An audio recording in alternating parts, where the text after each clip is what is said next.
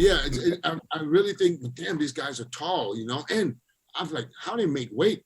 You got to be 150 or 155, and you fucking 5'11" or 6'1". Let me tell you, it's a mastery how they make the weight. I'm serious. Some guys are 30 pounds overweight and they make it. And not like us. The week before still. Yeah. Us bodybuilders, we can do it easily. I had a guy compete in Romania, 111.5 kilos at night, and he had to make 103 kilos tomorrow morning. And of course, he did it. I mean, it's easy for us. Yeah, but you guys, do a lot of, they do a lot of sauna, a lot of running and spinning and wrestling and sauna suits. I mean, I did themselves to the fucking limit. Yeah, I did the same thing. I did the same thing in college, man. But even in high school, I'd be 182 on Monday. On Wednesday, when I wrestle, I'm down to 167. I would lose 5 pounds in an hour if I needed to.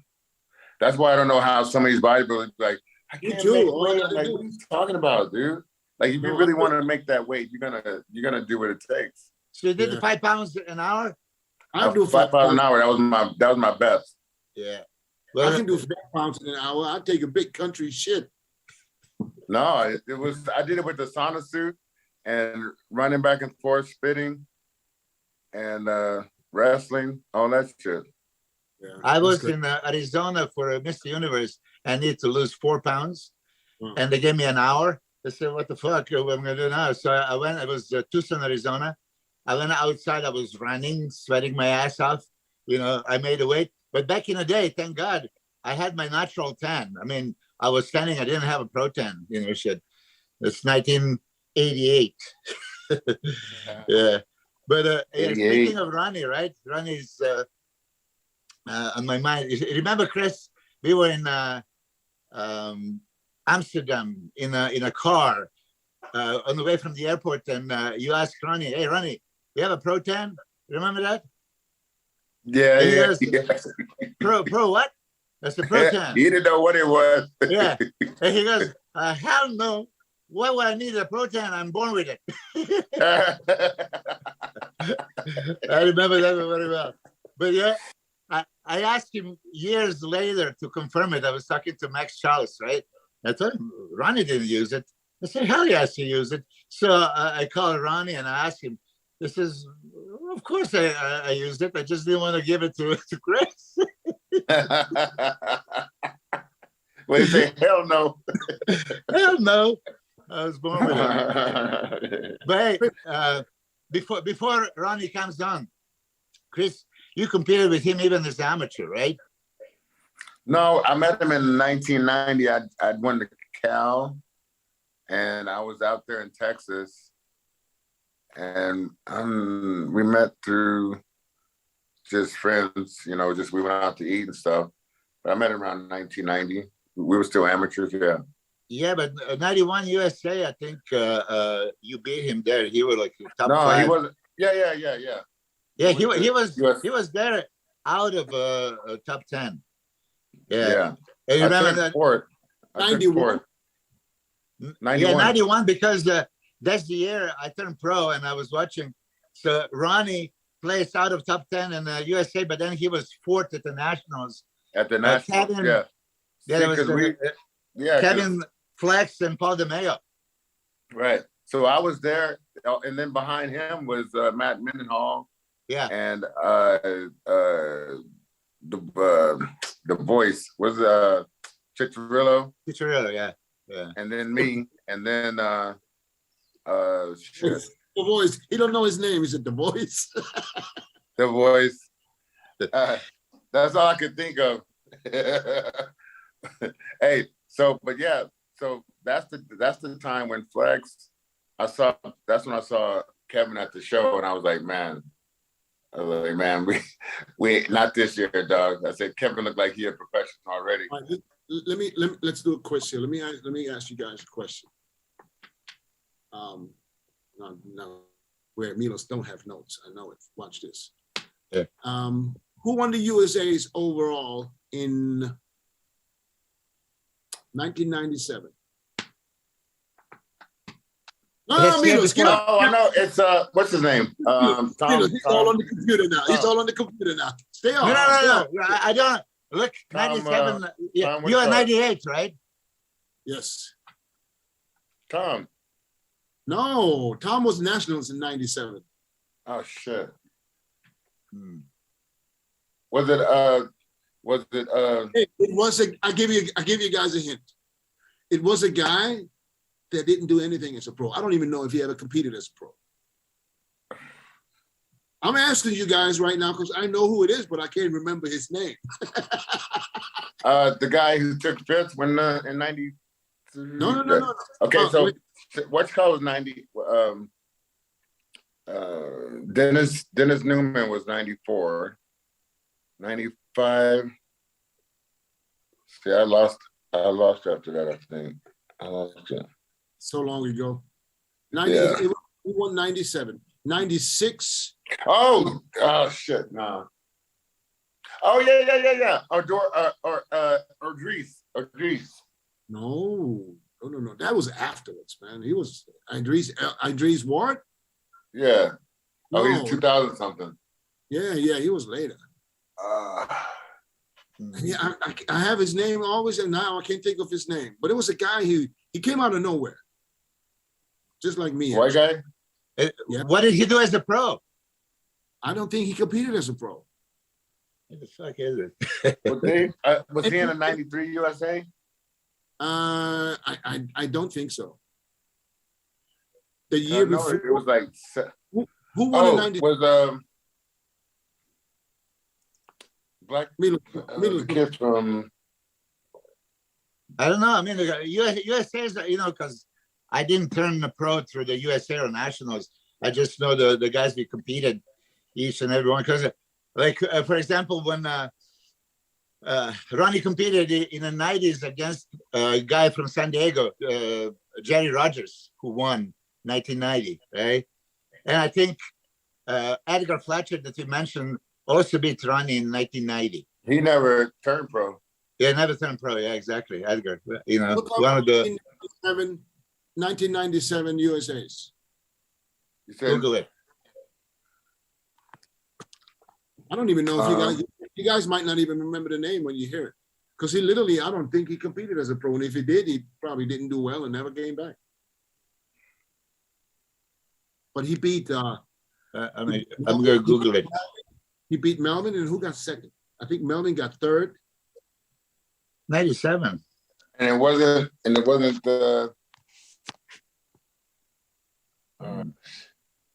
wasn't Titus.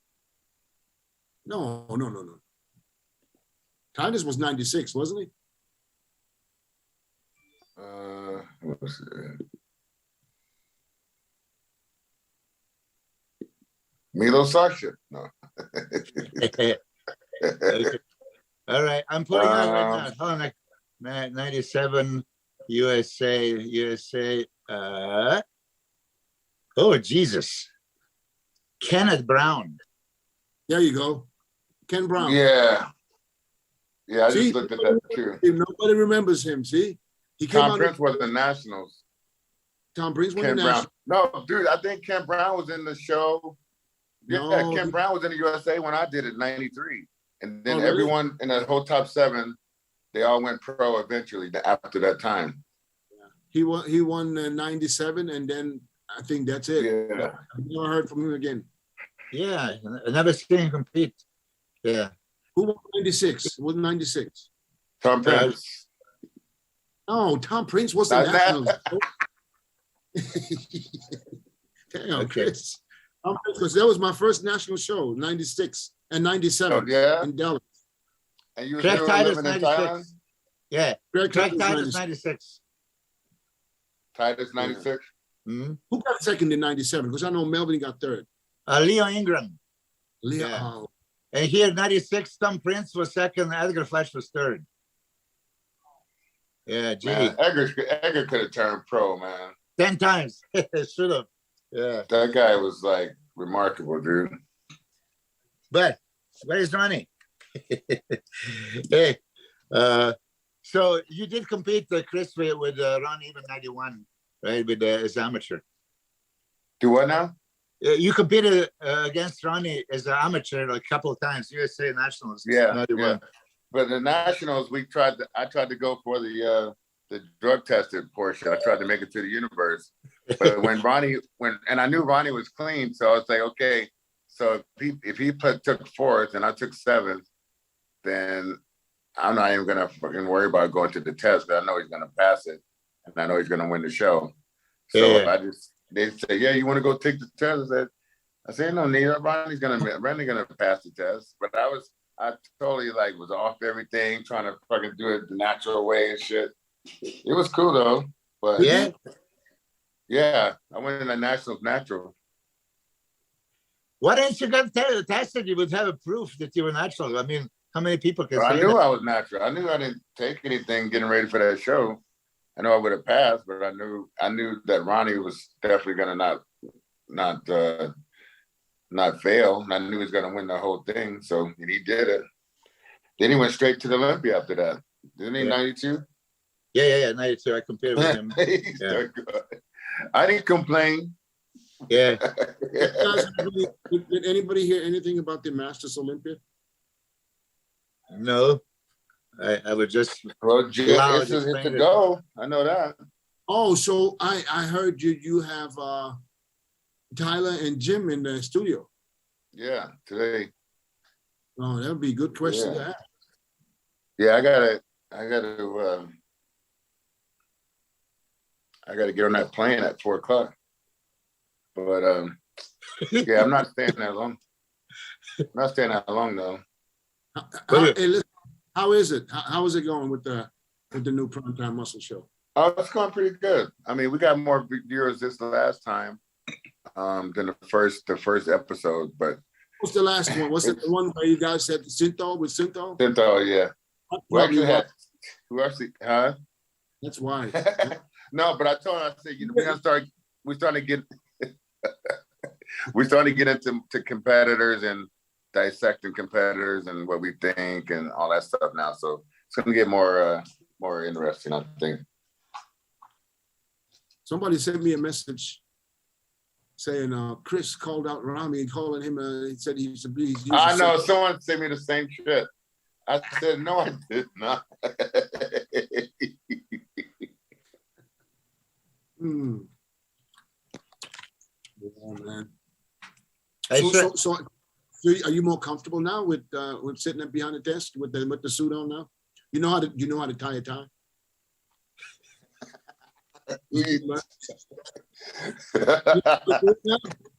I don't know how to tie a tie. No, I don't. No, because you know what? They said I could start wearing my own little swag, so I'm not even tripping too much in those suits. Oh, so now you know where the suits are? I could wear me my own little shit, whatever I want to do. Some of them Versace shirts. Hey, yeah. Check this out. I went into the Versace store here, right? Oh, fucking, this is what I did. I wanted to go out for dinner. I said, let me get a new shirt, right? So I said, I walk right into the Versace store. I look around. That was so funny. I look around and then I see this one shirt. I said, this look, because it was kind of silky. I said, let me try this shirt, And the first one was size? Huh? They have your size? Bro, man, I can buy off the fucking rack now, no problem. Listen, the first one I put on was too big. I said, give me a smaller one. No shit. Yeah. So he brought me extra large. And I get in there. And I was like, fuck, that shit looks awesome. $1,000. Hold on. Wait, I wish. Hold on. If it would have been 1,000, I would have got it. Here's what happened, right? Here's what happened. How much was it? Hold on, I'm trying to tell you the story. So you say you looking good as a motherfucker too. Hey, they had some shorts to go with them too. Kind of like something you can wear. I know which one you're talking about. Yeah, and the slippers. And the slippers. They try to get you for the big one. No, I'm looking myself. I was like, shit, you know. I'm like, let me get this. Let me try. I might as well. Oh, let me tell you something. So at the end, I was like, yeah, I like that. I like it, you know. And then I look at that fucking damn price, the tag. I'll turn that shit around and it says whatever their fucking currency is here, right? So right. I don't know what the fuck it is. That's my best way to buy it, so I don't have to know what it is. Yeah, so but yo, so just take it off my credit card. While this dude who was a little sweet, I could tell. Well, he's blowing my ear off like how good that still looks on me. I'm trying to type in the I'm in the currency. I'm in currency converting, right? Hey, the shirt alone was $1,700. All right, yeah. I was like, fuck that. So like how am I gonna get out of this now? I was like, hey, I said, you got this in red? He said, no, we don't carry red. I said, I said, maybe next time. I would have got it. So I walked right into fucking Armani, right? Armani, I figured that's cheap, you know. I go to Armani, I said, I need a white shirt. So I tried a shirt on, you know, and the shirt looked really good. And there's two girls standing right next to cashier, right? While I'm walking up to the cash register, you know. I'm thinking this shirt's probably gonna cost like $300. That goddamn shirt was $800. So now these two girls looking at me now, I can't pull out. I was like, hey, no, I paid $800 for a goddamn shirt. I brought the shirt back, I hung it in my fucking closet next to my other shirts, all made in India, $10 a shirt. Look just the same. There you go. Wise investment. Huh? Wise investment. I mean, it's so sad. I was like, damn. I was in Italy. I had the same story. I was competing in the 90s, and this guy is my fan. Hey, I work in Versace. I can get you 30% off. I said, good. Oh, that sounds great. So like you, I go there, and it was Italian lira, so many fucking zeros, you know. So I really missed the zero. You know, you add, you say it was not $300, it was $3,000, right? So I get like a bunch of stuff, and then we go to the cashier, and they gave me the number, right? And I'm already there, and this guy's giving me 30% discount. It was like close to $10,000 shit. I don't have this money, man. You know, please take it. Like, wow. I'll be damned if I spent this much money on clothes. When I go to India, every time I go to India, I swear to God, you see my suits, Chris. My suits become an ass. Yeah. I get 10 suits, mate, 10 suits, 20 shirts, and the suits come 3-piece with the vest for $1,500. Yeah. So why should I go? Hold on a second. $1,500 for a shirt? Well, do you ever get some crazy gift from a fan, like on the road, and you're just like, man, thank you, but I got this. Hey, and you know what else I got? I got me some shoes. Now shoes. What'd you get? Oh, hold on.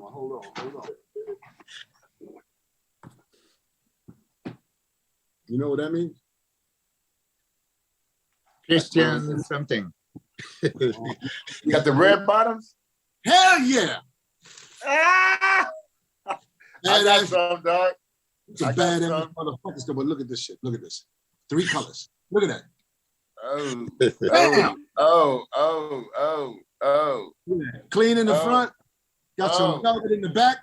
And don't put. Hey, I got you, dog. I see you. So this is those about I went to right there. Huh? I went to Thailand, right? Right there. Hey, what? Those about 12 to 15 right there. Yeah, close to 1,200. Yes. 1,100 or something. You guys know that. But listen, I'm cheap. I went to Thailand. Red bottoms, big dog. I got you. Not like that though. Yeah, I went to Thailand, and Dennis took me shopping, you know, for all the suits.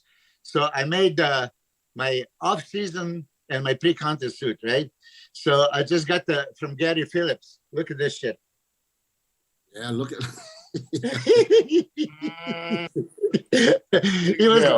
it was like my 99 off season when I was fucking 280, And here in 2003, I'm like 240 small. So, but I didn't check it, so I brought it with me in England to MC the Dorian show, right?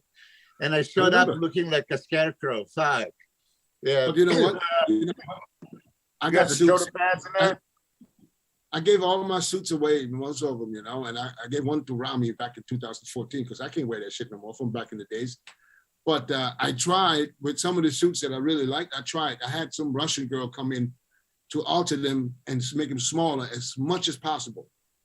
I think I altered them 2 times and said that there's no more, but it's not, that's it. It's as small as you can make them. I had to get rid of all my stuff, man. So every time I go to India, I buy new clothes. Yeah. Every time. I'm going back to India in January. There you go. Hell yeah. Another 2 suits. They used to treat you right in Russia, man, back in the day. I've never been to Russia. No? Never. I've never been to Russia. I've never been to China. I was supposed to go to China. Everything was a done deal. And literally 2 days before my flight, fucking all the airlines blocked China. I was like, thank God. Yeah, you're supposed to stay a month, right? Yeah. Yeah. I felt bad for the guys because they already paid. I felt bad. Because once they get in there, boy, there's no return on that.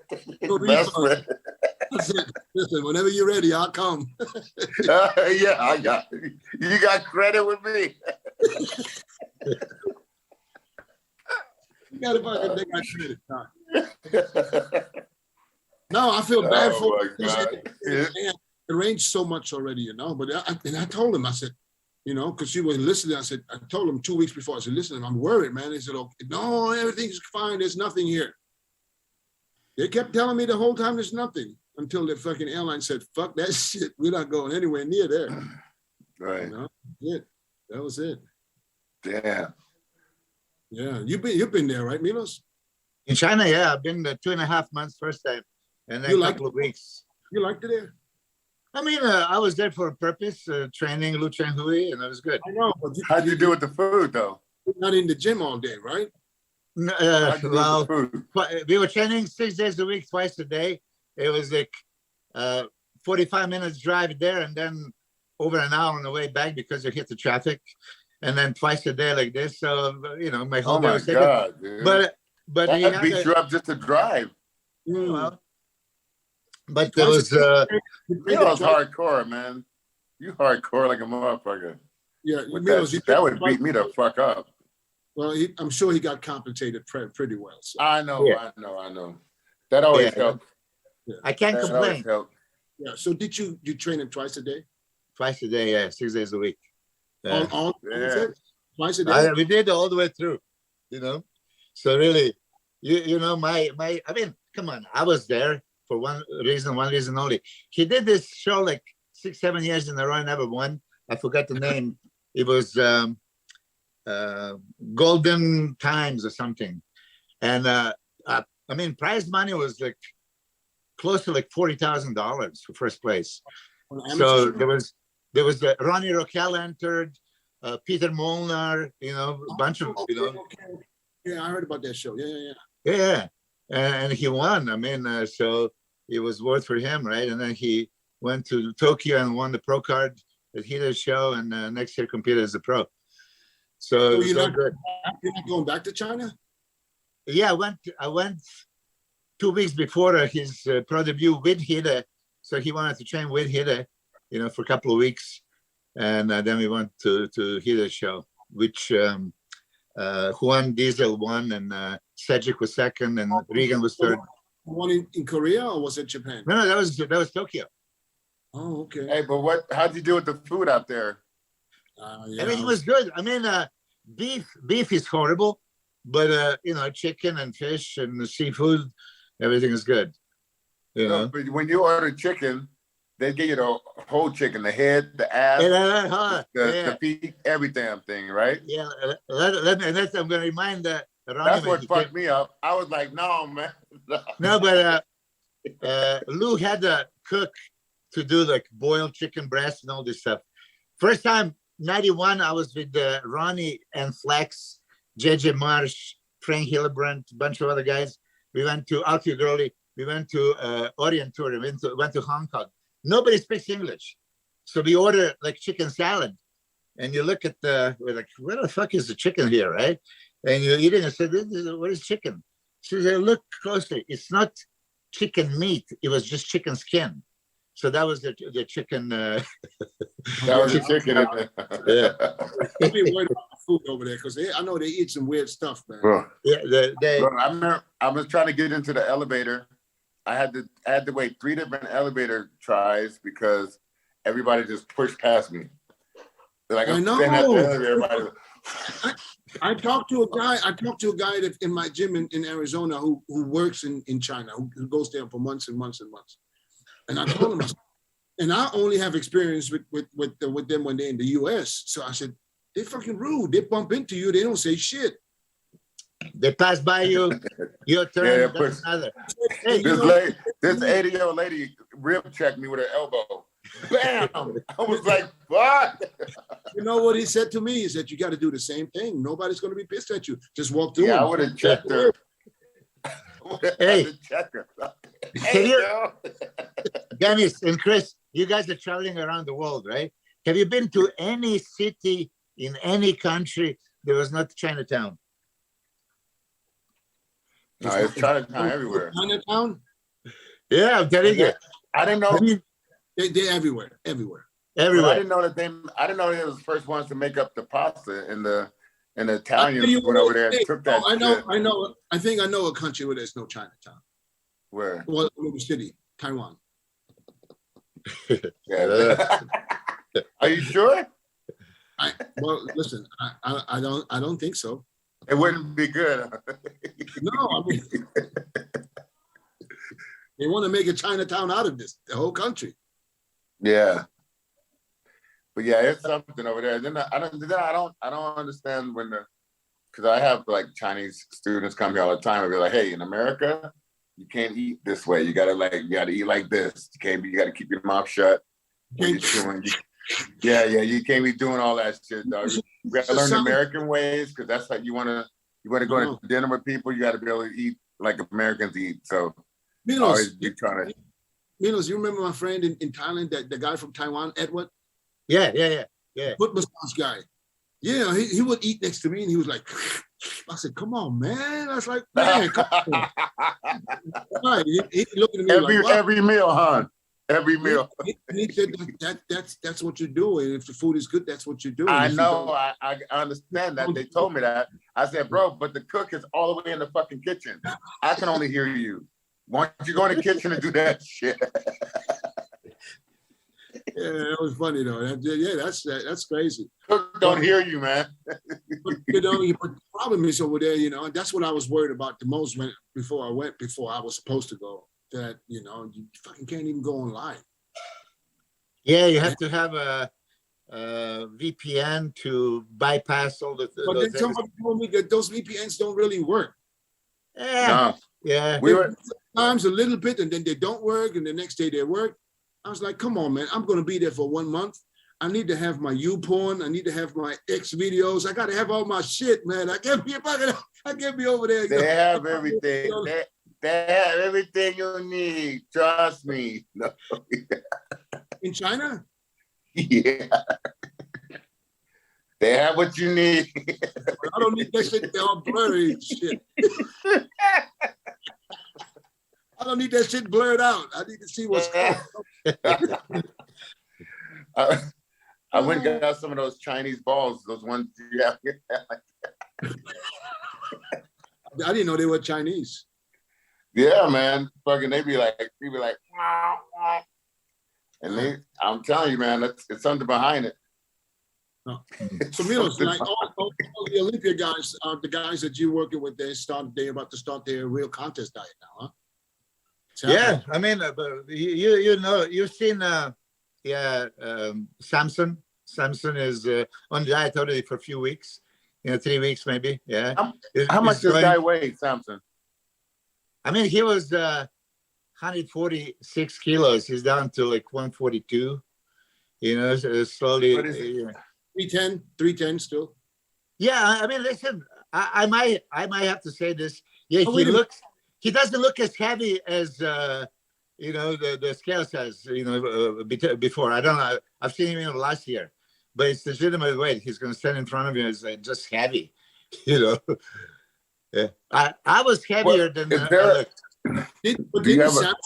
Didn't Samson put posts up where he said he was 330? Yeah, 150 kilos. He made 150. He went up to 150, and then that guest posing, you remember, in Spain, he was down to 146. That was like 2 weeks ago. And now we are, slowly cutting down. Look, as you know, he's turning head. He looked good at 330. Yeah. He looks very, very good. So, but the idea is to come super shredded, full as a house, right? And kind of to do the Dorian thing, like 6 weeks out, to be in shape you can step on the stage and just refine it. Because, People always ask how I got here. I was willing to work just a little harder than everyone else. Every damn day. If I can have hundreds of hours back, I'm gonna grab them. Spending hours prepping chicken, rice, and vegetables, F that. I rely on perfect nutrition. I rely on trifecta. I think he can be surprised of the show. How's he's one of the guys. How far can you see him go? How far can you see? And I know you're a little bit biased, but realistically, how far can you see him go? First call out, top 6, which, look, to make a top 6, you have to knock off some very, really huge name, which is practically impossible when you look at Ronnie, Brandon, Hadi, Hunter, Nick, and Bonyak, right? That's already top 6. So how do you break into that? You have to knock some of those guys, and they're all fucking phenomenal, and they're all gonna be at their best. You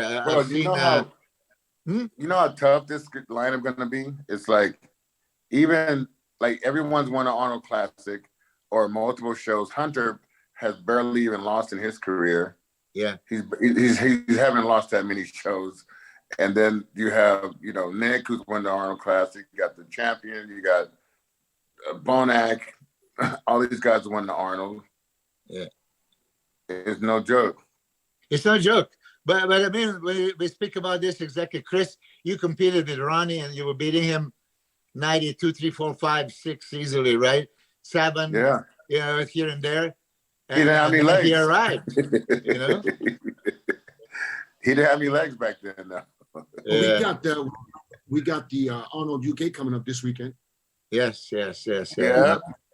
Jack is already in England for all the people that thought he wasn't going to show up.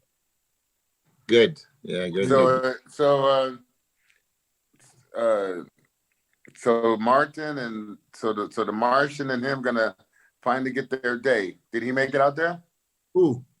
Martin from Texas. Yeah. I don't know. I guess that he will make it out there, I guess. But yeah, I saw there was some little bit of online back and forth or something. Or was it just him? Yeah, it was some online, but Jack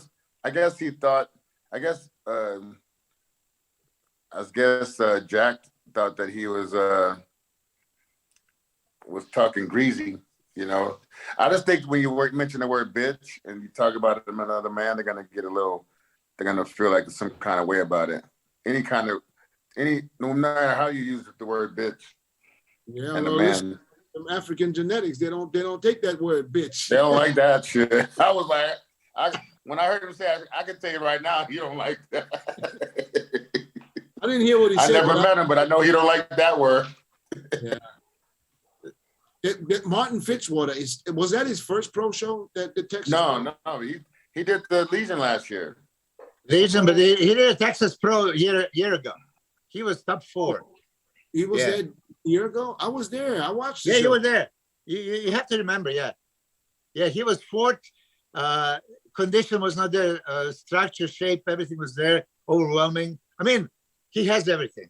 In the Jay Cutler podcast, when he's getting better. Said, Jay said like somebody saw Martin beating Andrew at Texas, and I just said like, really, there was no contest. You know, I said it in not insulting way. It's not like Martin is not good, but it was you know, Andrew Jack was the standout. You saw animal, it, huh? Yeah. So there was not really a contest for first place. There was contest for second place, Steve and him. But I'm not saying he has no chance. He was greatly conditioned this year. Last year he was lacking. At Legion he was not conditioned. Now he nailed it. Hopefully he's going to nail it and be a contender. But if Andrew Jack is on, I mean, he's so much taller, so much wider, so much, you know, prettier. Well, if we go what they said, him and George said that he only was 70%, and they planned for the Arnold UK. So we can expect, I guess, 100% Andrew Jack there in England. So, but this Martin Fitzwater, he's still so young, man. Yeah, he's only 25 years old. So can you imagine? Yeah. Be like a year or two from now. I just hope he gets that. I mean, because I know he likes to push a lot of heavy stuff. I just hate to see him tear his body up. Huh? He trains with Branch, right? Yeah. I mean, I've talked to him for a long time. You know, I've been, you know, in conversations with him and stuff. But I just think that he's still. I mean, if he hurt his leg the last time getting ready for the show, the Texas show, then what's gonna say in the future? You got to be like either training different or smarter or something. But so who do we have? Who do we have in England? We got Andrew, we got James, we got Martin, we have Mark Hector, we have Patrick. What's the guy? I want to see Mark Hector up there. Yeah. You have a Jamie. Jamie. Who else is in the show? Jamie. See, we should have prepared more with lists. The UK. Because last time we couldn't find a competitive list. What? So I mean, you said, you think Andrew Jack's gonna get to this one, or he's gonna be tested now, right? Yeah, I'm sure. But I think if he gets 20% better from where he was, I don't know who's going to beat him. Well, you know he's going to be better, that's for sure. Yeah, so it's who's going to. I mean, listen, James Harling said he's the other guy. That it's going to be between him and Andrew. But now, if Andrew is peeled, just he's got that etched out muscle throughout this area. That a lot of people don't have that type of detail. Yeah, I know. I swear, from the front, when I watched the live stream from the front, he looked like a fucking polished statue. Yeah, he has that. Yeah, and even if somebody would watch the show that does not even know bodybuilding, I guarantee you they will say, this guy. Yeah. He was a standout. When we watched that live stream, it just like there was all the eyes were going towards him. So see, for me, again, I'm biased coach, but I'm looking forward to see Jamie the Giant, who's going to be fully loaded, over 300 pounds and wide as can be. So he would have a width to stand next to Andrew Jack. So that's what I'm looking forward to. Does he have the legs? I mean, yeah, decent legs. You know, when you're 6'5", I mean, I tell you, just take a look at feathered, separated quads. Yeah, I was alone. It's good.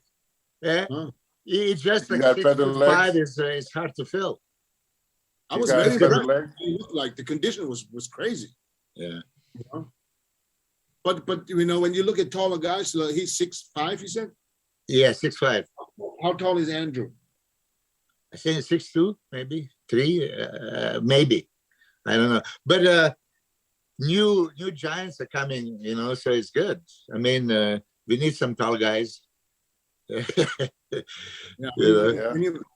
just so hard to beat a taller guy when you're 5'6" or 5'7". That's just so super hard, especially when the taller guys filled out his frame and got the quads to match the upper body.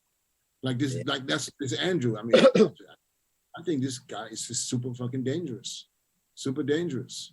And these guys are lucky that he didn't start competing 5, 6, 7 years ago. Yeah, the coach Abdullah is coaching somebody. He sent me the pictures. Patrick. Yeah, Patrick, and looks really good condition and everything. Shredded. Yeah. I've seen the pictures. Actually, at first I thought it was the same place where Brandon Curry was. I said, why is he sending me a picture of Brandon Curry? But then I look at it a little bit closer. So it's not. Yeah, the guy is in shape. Yeah, striated. Yeah, so he's going to be I see 5, 6 top-notch guys at Toronto Classic. I know Jay Cutler is going there, so I'm looking forward to hear his opinion. Yeah, is Flex going too? I thought he said something, or he mentioned something somewhere. I don't know. But listen, last time he went to England, he came back with COVID. Yeah.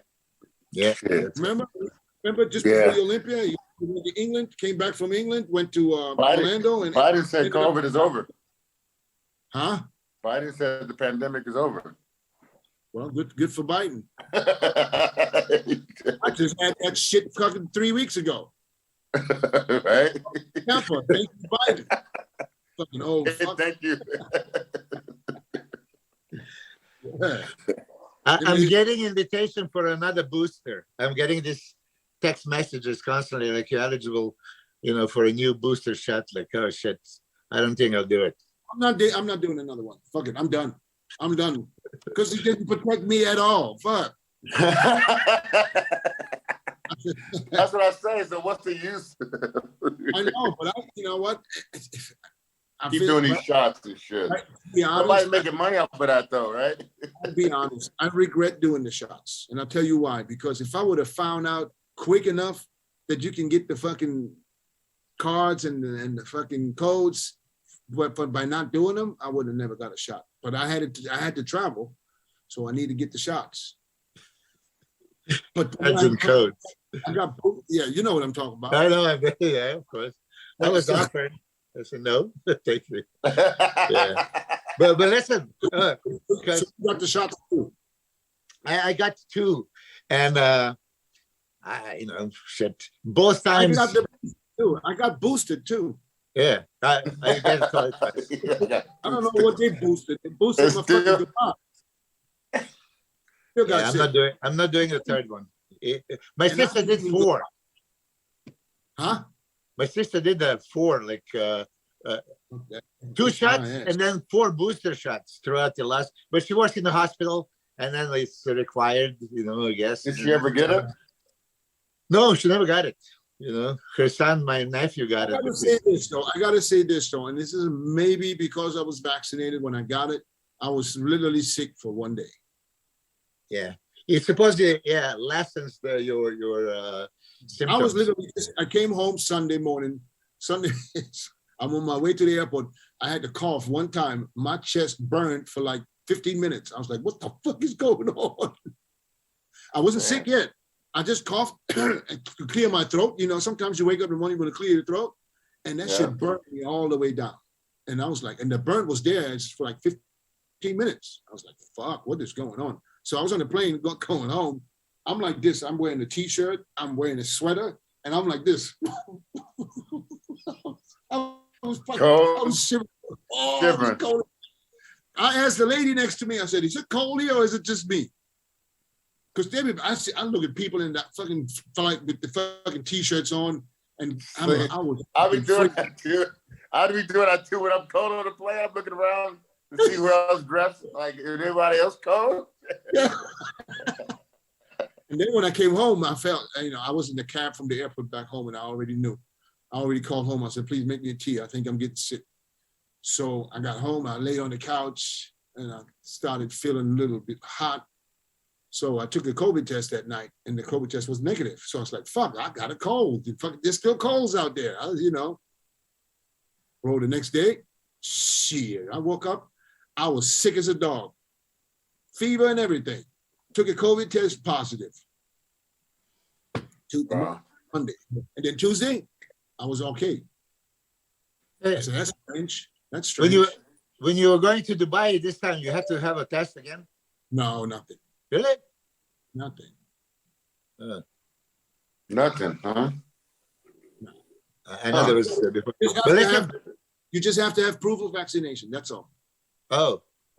Oh yeah, you gotta have proof. Otherwise, they won't even let you board the plane in the US. No shit. But it could be the old one, right? It could be like one of those, right? Yeah, you know what? I see people show, because I use the barcode. I have the barcode, but I see people, they just show that and okay. It could be somebody else's name. I mean, that's all I got. Yeah. That's all I got. So you never, where did you get your shots? 2021, like April. Where did you get them? Here in States. I figured that. Where? LA or? Where? Here in Vegas, man. In the doctor's office or in the pharmacy? Yeah. I mean, whatever. You know, they have a behind the corner. Yeah, in the bathroom.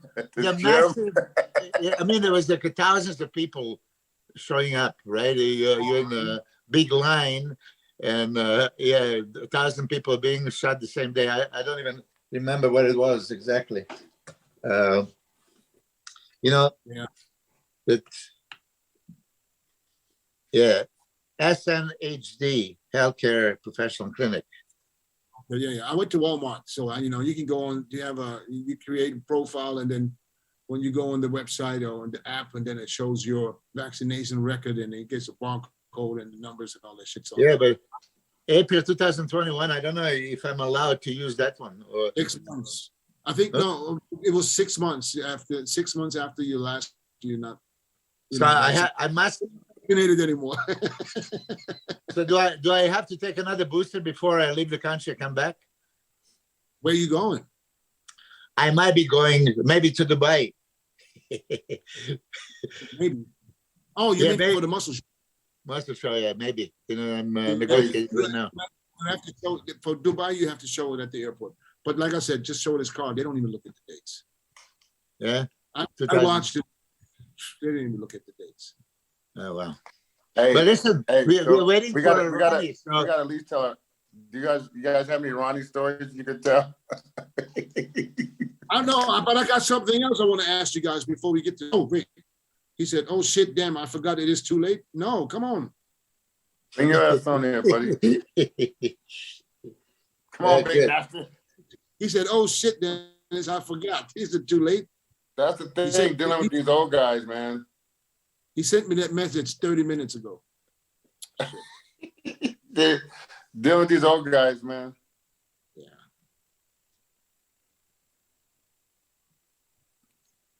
Can you call him? In the email.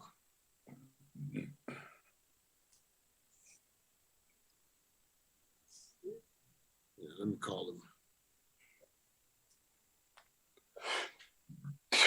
It's this guy. Let me see if I can get it. Ronnie. Hey, Kenny. Yeah. Hey, what's going on? Go ahead. We waiting for you, brother. Big Ron. Did you get my message? I just got it. I just looked at my phone. I was talking to the guys the whole time. You can still go on the website. I mean, on the email you got yesterday from Nico, and just click the link. Okay. Damn, All right, we'll wait for you. Okay. No big deal. I forgot. All right, brother. All right, bye. I forgot y'all was on again.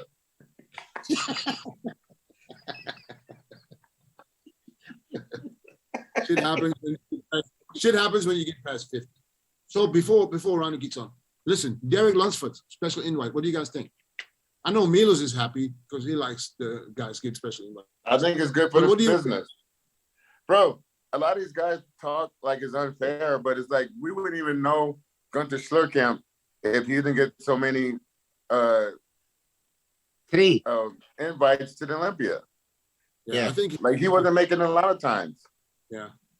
So what? I mean, it was good for the business. So I think it's more like that. It's not like fair or how many shows are left or how he could do. It's like, bro, the guy walked out there. He was looking phenomenal against the best that we have in the sport, and it's just makes it more exciting to like, oh, just give him a shot.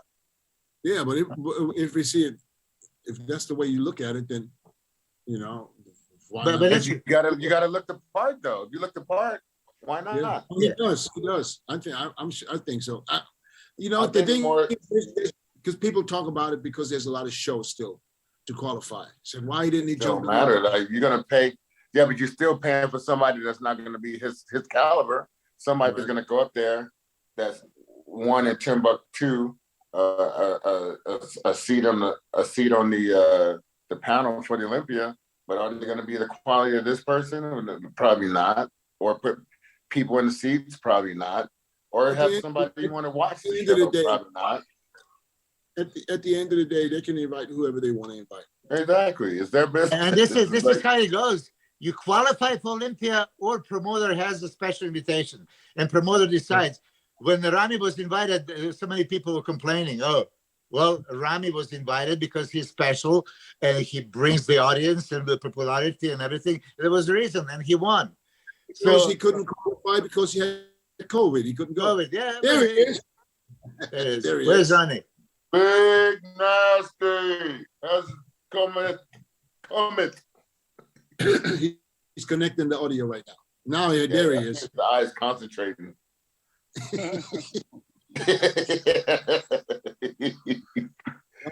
Ronnie, focus. Hey, thanks for making it. Thanks for making it, Ronnie.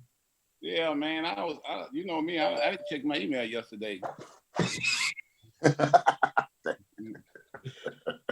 Got all yeah, I thought so. I've been on the road a lot lately. Yeah? Where you been? Yeah. The last 2 weeks. And get ready to leave again tomorrow. Damn. You still a Rolling Stone. Yeah, rolling. Bro. Somebody got to do it. Exactly. Since we have you on here, I have a question for you, Ron. What's that? How is that stem cell working for you? Yeah, that's where I was. That's where I was. I was in Mexico getting that done. So it's working for you? You can tell a difference? Oh, I can tell a big difference. Yeah. Yeah, I can tell a big difference. Where you getting it at though? Where you getting it administered at? I go to Port of Arthur. I mean, in your body parts or whatever. Oh, it's an IV. It's an IV. Oh, IV, sure. Yeah. And so it just goes all over your body. Yeah, exactly. It goes all over the body. Because you never know where you never really know where your body's gonna be hurting. So right. It goes all over, and it works real good. I was in a lot of pain before I went. It all went away like 4 or 5 days later. Oh, really? So you're pain free now? Yeah, pretty much. Wow, it's good to hear. Yeah, I need some of that. Shit. I have to keep going all the time, though. That's the only thing. I've had 5 treatments so far. So how many treatments can you do? You have to wait a certain time before you go back? Yeah, they want you to do at least every 3-4 months.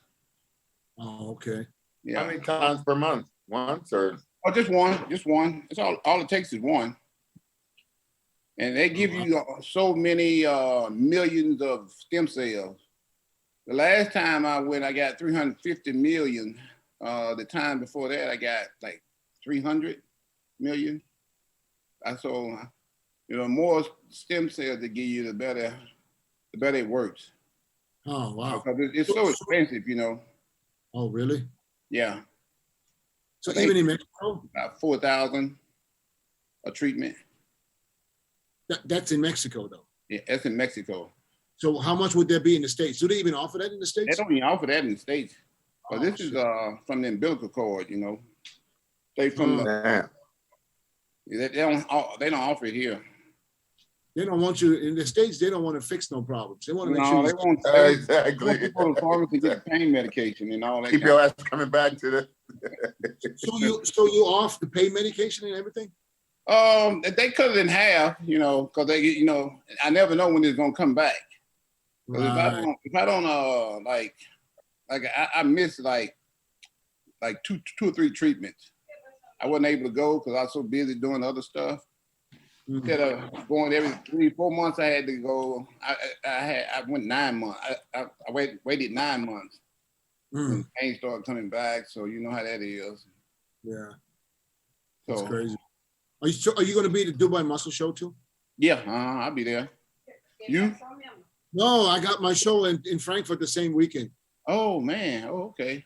Same weekend. So my supplement sponsor wanted me to come here on Sunday. I said, "Can you come Sunday?" I was like, "Ow, I got to get the guys. I got to get the guys Sunday morning." Yeah, exactly. You can't miss that. So Ronnie is going. I'll see you out there, Ronnie. Yeah.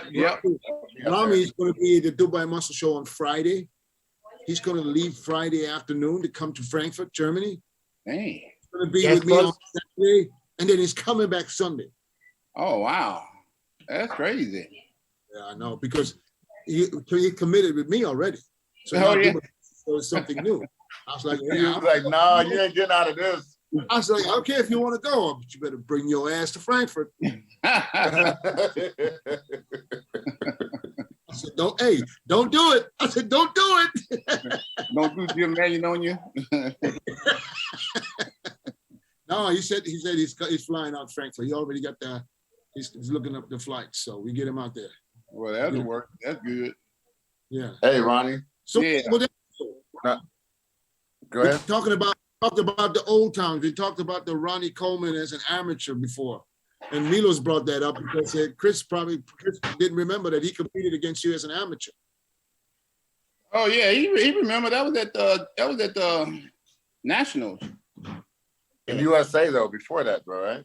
Oh, I don't remember you from the USA. Yeah, because I remember you. Yeah, I was way down. I was in the show. You probably placed in the top 5 or something. I was like 15, 14. I took fourth. Yeah. I didn't even go back for the night show. I was so mad.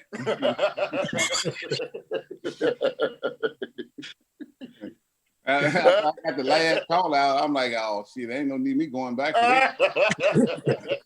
this. Just go back to get announced one time. Exactly. Hit the showers already. Go eat. Oh, that's crazy. You kept dieting from that point to the Nationals? You just kept dieting? No, I don't know. I took off for a little bit and started back. Took off a little bit? Because it was like, the USA was July and the Nationals October. Yeah, usually end of the year, yes. October, November, right? Yeah. It was in October because I remember I did the Worlds that year. Remember? Yeah, right. And that's another thing I was telling them. It was at the end of October. I was telling them when I went to the Nationals, I tried to do, make the universe team, but you placed ahead of me. So I was like, shit, I'm not even gonna go to that check-in. I know Ronnie ain't gonna fail that test. No, I know we're gonna win the damn universe. Huh? You know I wasn't gonna fail that one. They tested me again the night before when I got there. Yeah. Yeah, it was a random. They're like, this McGilla gorilla coming up in this motherfucker. We touching him first. Exactly. Yeah, but Ronnie, you didn't have any like big name at that World Championship, right? Back in '91. I had only been competing for a year. I'm sorry? I had only been competing for a year. Yeah, no, that was my first year. But it's just like there's always like some big name that was in some show. I mean, that '91. Are you guys talking about the World Championship? Yeah, World Championship. Yeah, the universe. Do you guys remember that one year? Because I remember there's a guy from Germany who was favored going into the show, and I think they had the juniors there too, right? No, they just had Worlds. Okay, so there was a guy from Germany, and he was supposed to win. Everybody was thinking he's going to win, and then they said this big dude from Canada showed up, Nimrod King. Nimrod King. Oh yeah, I remember. Nimrod. Oh yeah. Yeah, that dude showed up and he blew the whole fucking show away. Isn't that the same guy? He was back in them days. Yeah. Isn't that the same guy that promoted the show in Canada at one point? Yeah. Yeah.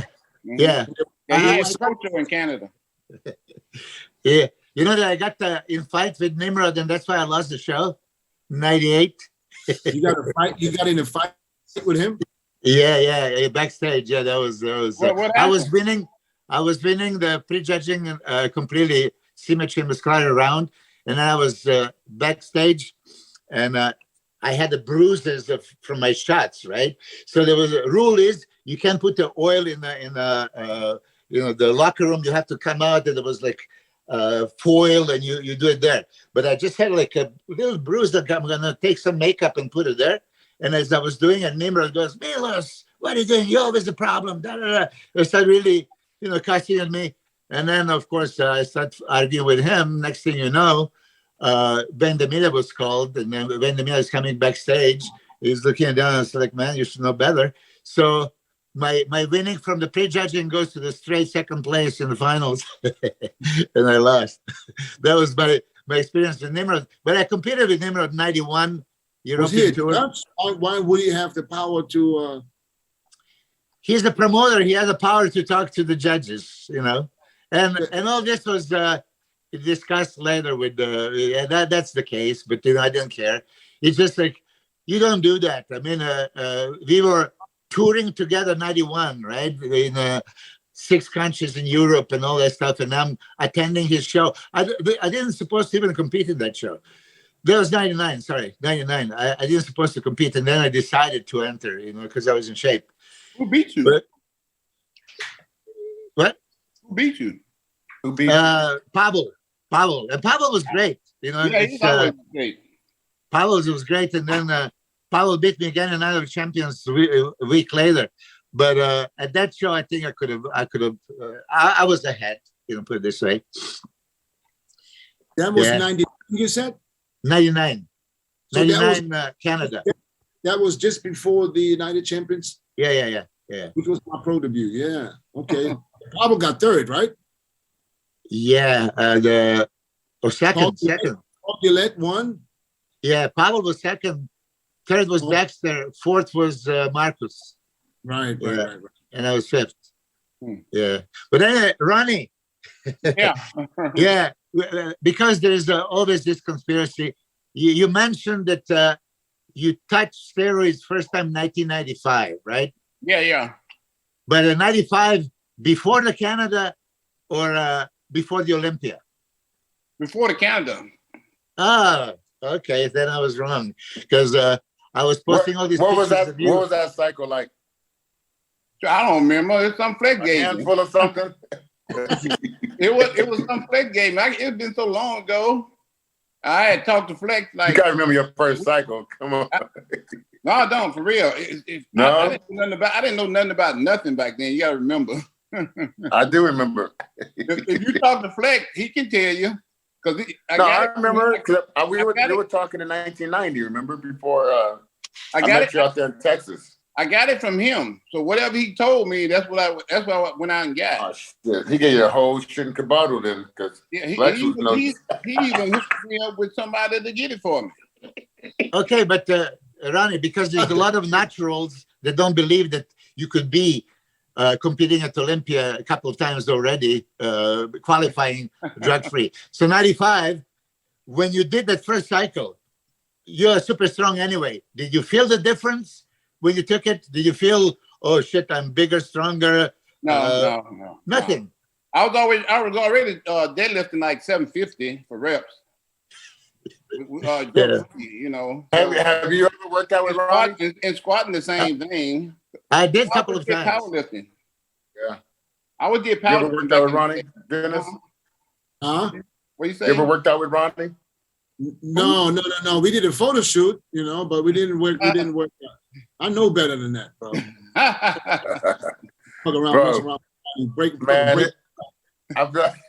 I trained with Ronnie in Gold's Gym. We did a photo shoot after, but even the photo shoot was it was crazy. It was we did, the 200-pound dumbbells and stuff, but that was photo shoot, so that we talking one rep. Get that shot, Chris Lund. Leave me the fuck alone. Ronnie. Yeah, Ronnie was no joke, man. I just wanted to see how hard he trained, so you had to give me some sessions in with Ronnie. I was like, I got to just see for myself. Remember you came to Metroflex to try to train too? Yeah, dude, Metroflex. It was so hot in there, bro. That's a whole nother level hot. I couldn't believe like all the the dirt on the floor. So I was like, shit, everywhere. my feet slipping off the damn leg press. Ronnie, like, how you press on this thing? I believe it's probably the same with the humidity and the heat, the same, just like Thailand back then. Melvin tried to train, and man, he made it through the first exercise. And we had to go buy like 10 bags of ice to cool his body off. He overheat, he's about to die. And if you got something slick to say, just write it on the wall. Yep. Hey, I tell you this. Doing that. I tell you this, Ronnie, when you were coming for all the photo shoots in the Coliseum gym, I remember that one time, 2002, it was, you came in, I was in the office and you were passing by, I say, hey, bud, you want to train? So it's like, what are you training? Back. It's okay. So I get the Millimar to videotape right away. Okay, let's go. So I say, okay, Ronnie, I follow your workout. Yep. So first thing we did is T-bar rows, right? Okay. So second T-bar rows, so I'm setting Millimar there to tape from a good angle, right? And I'm putting 2 plates. And Ronnie was, hey, what's that? I said, what? 2 plates, right? I said, 6 plates warm up. Okay, that's a Ronnie's warm up. Okay, and then we had those teeny tiny blue ones, the Eleiko, those 45 pounders, but they're like this, like a finger. So he did 9, and then he did 12. Of course, I gave up right away on the first fucking exercise, right? Second exercise, bend over rows. You remember, Dennis, in a Coliseum, there was like little platform, just for that deadlift and bend over rows. So here comes Ronnie, okay? First plate, first set, 3 plates, bend overs, 4 plates, 5 plates. Yip, fuck. And then 200-pound dumbbells, right? It was like 30 reps, and then he went into the deadlift. I swear to God, next day, I see Ronnie pulling it to the driveway, right? I said, he's going to pass by me and ask me for a workout. I went through the back door. I said, I'm not doing it. Yeah. But I had a chance, one more time we did the legs. And that was brutal. We took a bunch of pictures. Ronnie and his hack squats, like fucking 10 plates each side. And yeah. Ronnie, did you ever train with someone who was holding his own? No way. Nobody did that. What was your mindset when somebody trained with you? Now somebody's gonna train with you. Was your mindset that I'm gonna destroy this guy? I'm thinking everybody can do the same thing I do. Because hey, I did pretty good in that photo shoot now, Ronnie. Come on now. Was that? I did pretty good in that photo shoot. When we had the boxing gloves. Yeah, you did. Yeah. Oh yeah. I'm not gonna let that go now. Come on now. I was doing some shit. Yeah. I wish we'd had that videotape though, man. We were going at it. Yep. But Ronnie was like 4 some kind of incline, 400 some pounds. I was like, damn. But my first vision of Ronnie was, we were in Hong Kong, Ronnie. In Hong Kong. And I remember first time, I didn't really know of you, but I went to the gym with RQ Gurley and Flex, and we were going to do the legs. Yeah, you were doing the arms. And you were seated triceps overhead with the 50 kgs, 110. That was it. Your arm was bigger than my leg. That's like, God damn, this guy's going to be something. But at the time, I think you just turned pro. Yeah, I just turned pro. That was in 91, wasn't it? 91 before your pro debut. Yeah. I just turned pro at the Universe. Yeah. So what you are saying is that steroids did not make you stronger. No, I was already strong. Yeah, but did you feel the difference? Because Ronnie, I've seen you 96. Milos, I don't know if he felt the difference, but we all saw the difference. I saw the difference. Okay. So did you see the difference? Yeah, I saw the difference. Yeah. I saw the difference. I saw you 96 in Barcelona with guest pose. And I have this, I posted on Instagram. whoever sees you at that stage, 96, you look like a complete freak. I think you look good at the 96 Olympia, but you kind of over-diet it from what you look like in Barcelona to the 96 Olympia.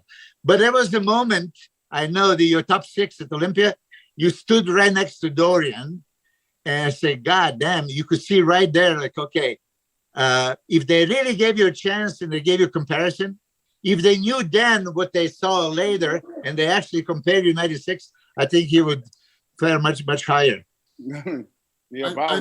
I think he really broke through with the United Champions in '98. I think that's what put him on that level. Yep, that's what happened. Yeah, but it started in Europe though, right before that show though, didn't it? In Russia. In Russia. I know, but to me, I'm looking in from the outside. I'm an amateur and living in Thailand. I don't even know, you know. Yeah, but from me looking from side to side with this guy, it started then because but you saw he's like creeping up each show, you know, like, oh shit, Ronnie looking pretty good. I know, but like United Champions in '98, when I saw the pictures of Ronnie in '98 Champions, but that was solidified everything because Dennis, because when you're on tour, you know, people are jockeying around, placing there. But then Ronnie was coming on, but then it was the big thing was Flex is gonna be there, Kevin's gonna be there. It's like, okay, this is like, okay, we got a fresh start. It's gonna be, you know, mano a mano, like who's gonna win? And then that's when he just pulled out like, oh, I just arrived. You know, so then after that, then it was getting ready for the Olympia, like, oh shit, this is for all the marbles. Everybody's gonna be there. And then, you know, that's when, you know, he's working with Chad and all this stuff. And then I still wasn't even working with Chad at that point, not until 99. So I was still just, you know, listening, seeing I can learn something. Everybody's looking at their watches and shit. Everybody's carving up differently. I'm like, shit, I'm still like learning what the fuck to do.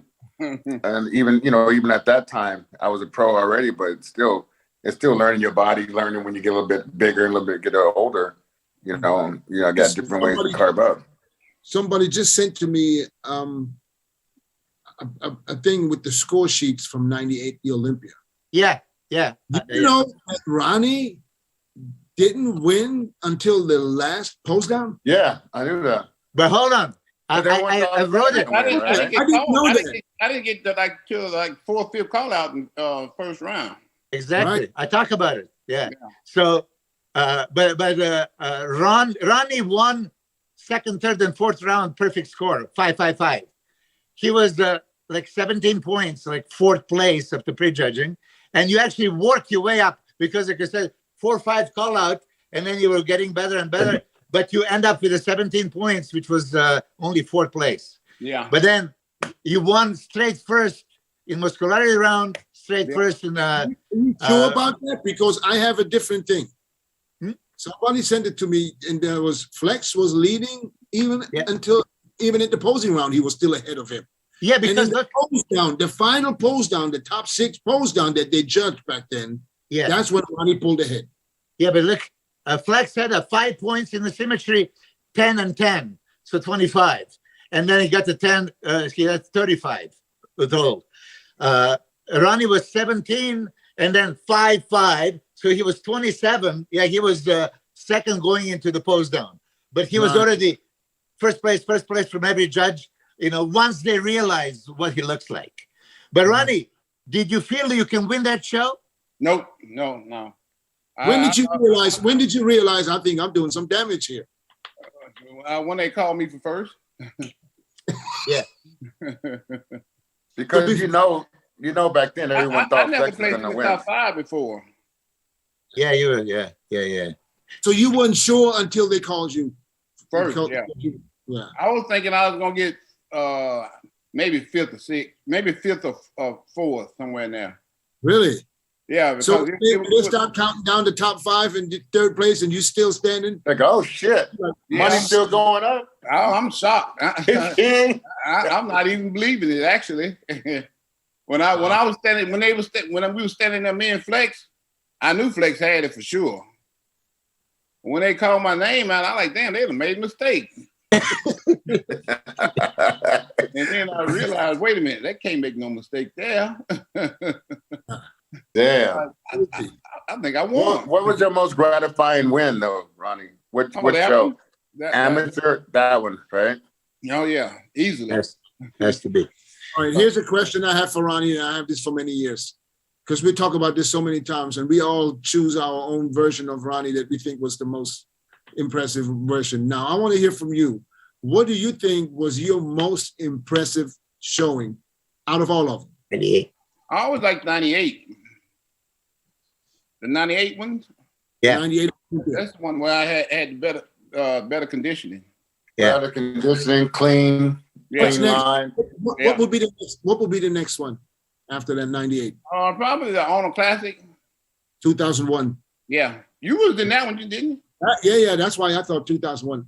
I mean, pictures sometimes can't get what you see. No, it was just a more mature, a bigger, more mature look, and he had just competed at Olympia. I weighed the same at those, though. I remember when Ronnie was warming up backstage, you know, I'm getting close to Ronnie. I'm looking at his skin. I'm like, what the fuck? And I'm looking down at myself. I said, why do I look like this? I go, what the fuck? That was crazy. I think that was the best conditioning right there. Yeah. You were in the 40s, right? 47? 47, something like that. You were the only Mr. I remember Olympia when Chris, hold on one second, Chris, one second. Because I remember one thing. We came together on the bus from the airport to the Doubletree back then. You remember that?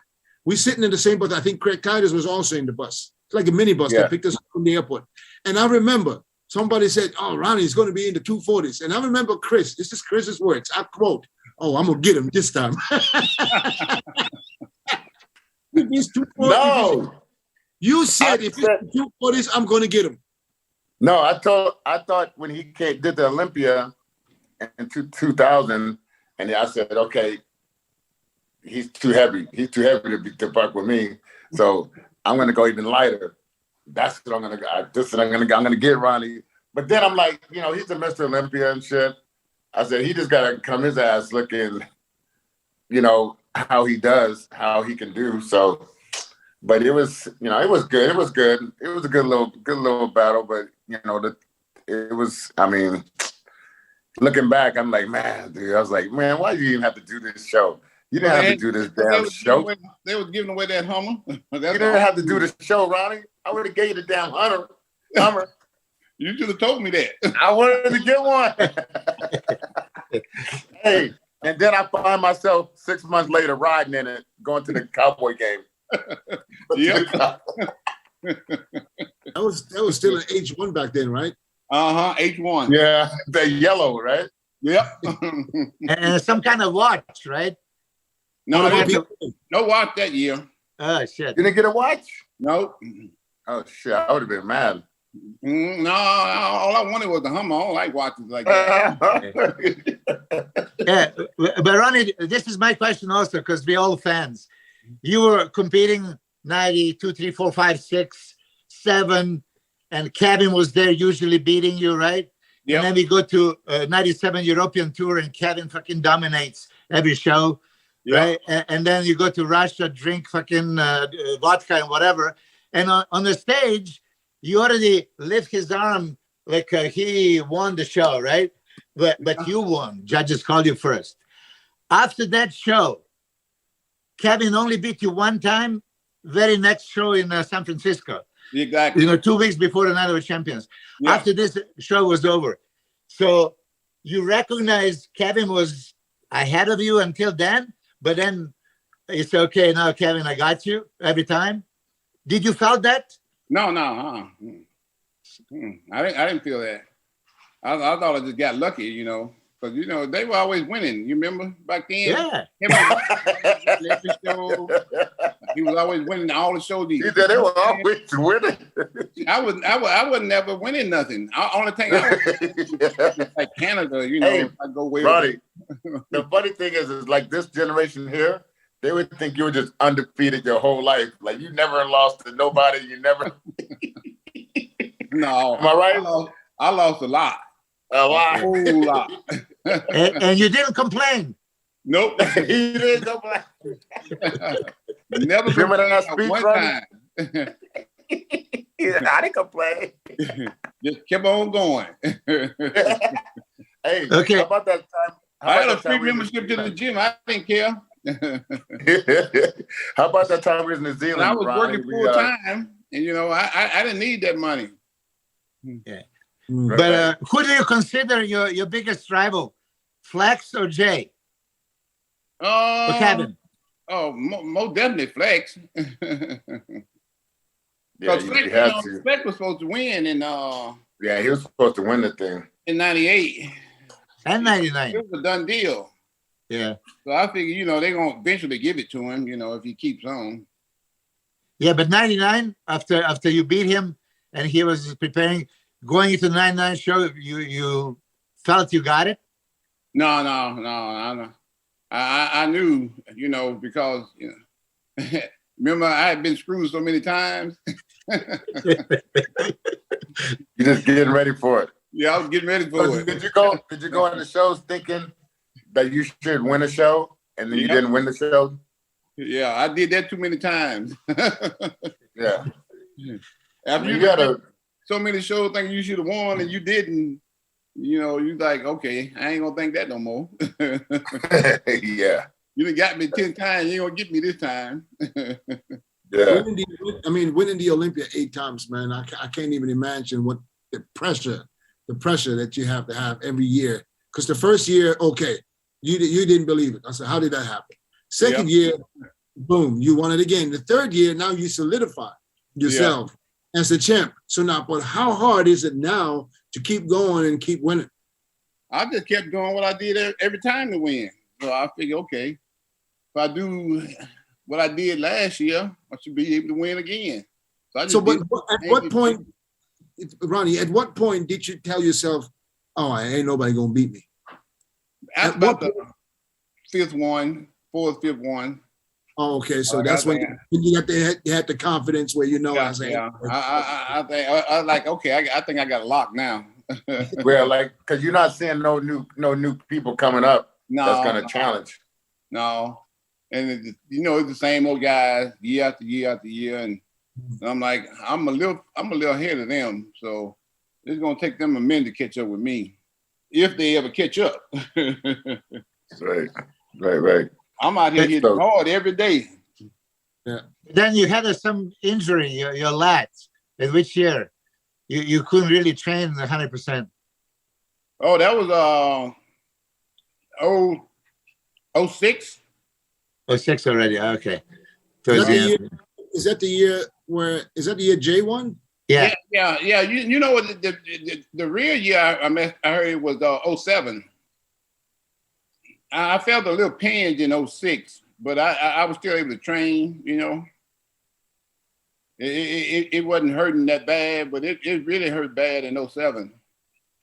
So you talking about the lats or your back? My lat, yeah, it was hurting real bad. So this all these years before, and then I had that herniated disc caught up with me too. How did you hurt your lat? You had to train basically pain-free? All the years before, you trained pain-free? You were able to do all that? All the years I trained pain-free until like 07. That's when everything got real hard. Real hard. When did you find out? Injure your lat?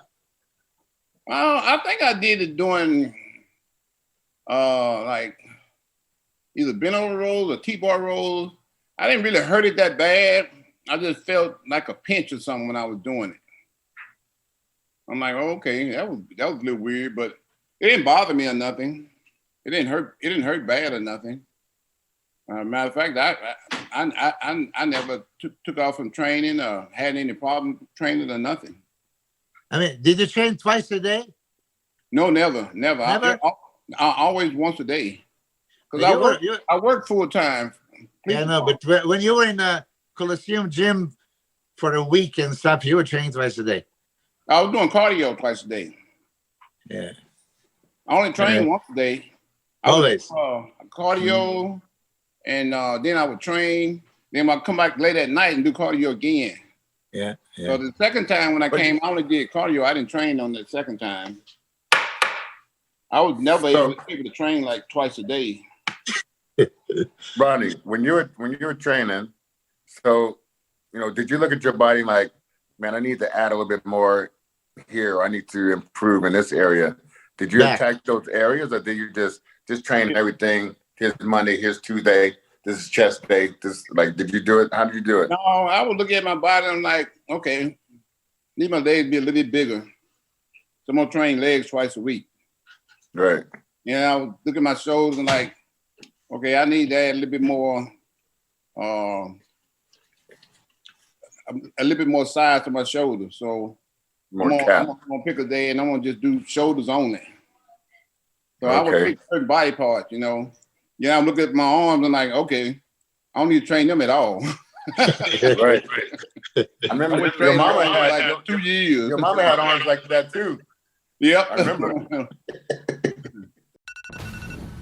You diet down, train hard, and supplement smart for months. When the time comes to step on stage, don't leave your tan to chance. Go with the pros. Pro Tan. #1 worldwide since 1987 and the official sponsor of the Olympia for the last 15 years. Don't step on stage without it. Pro Tan.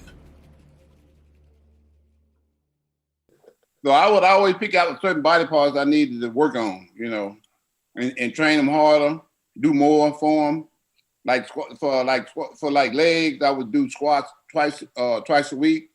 I do hack squats, front squats, real squats,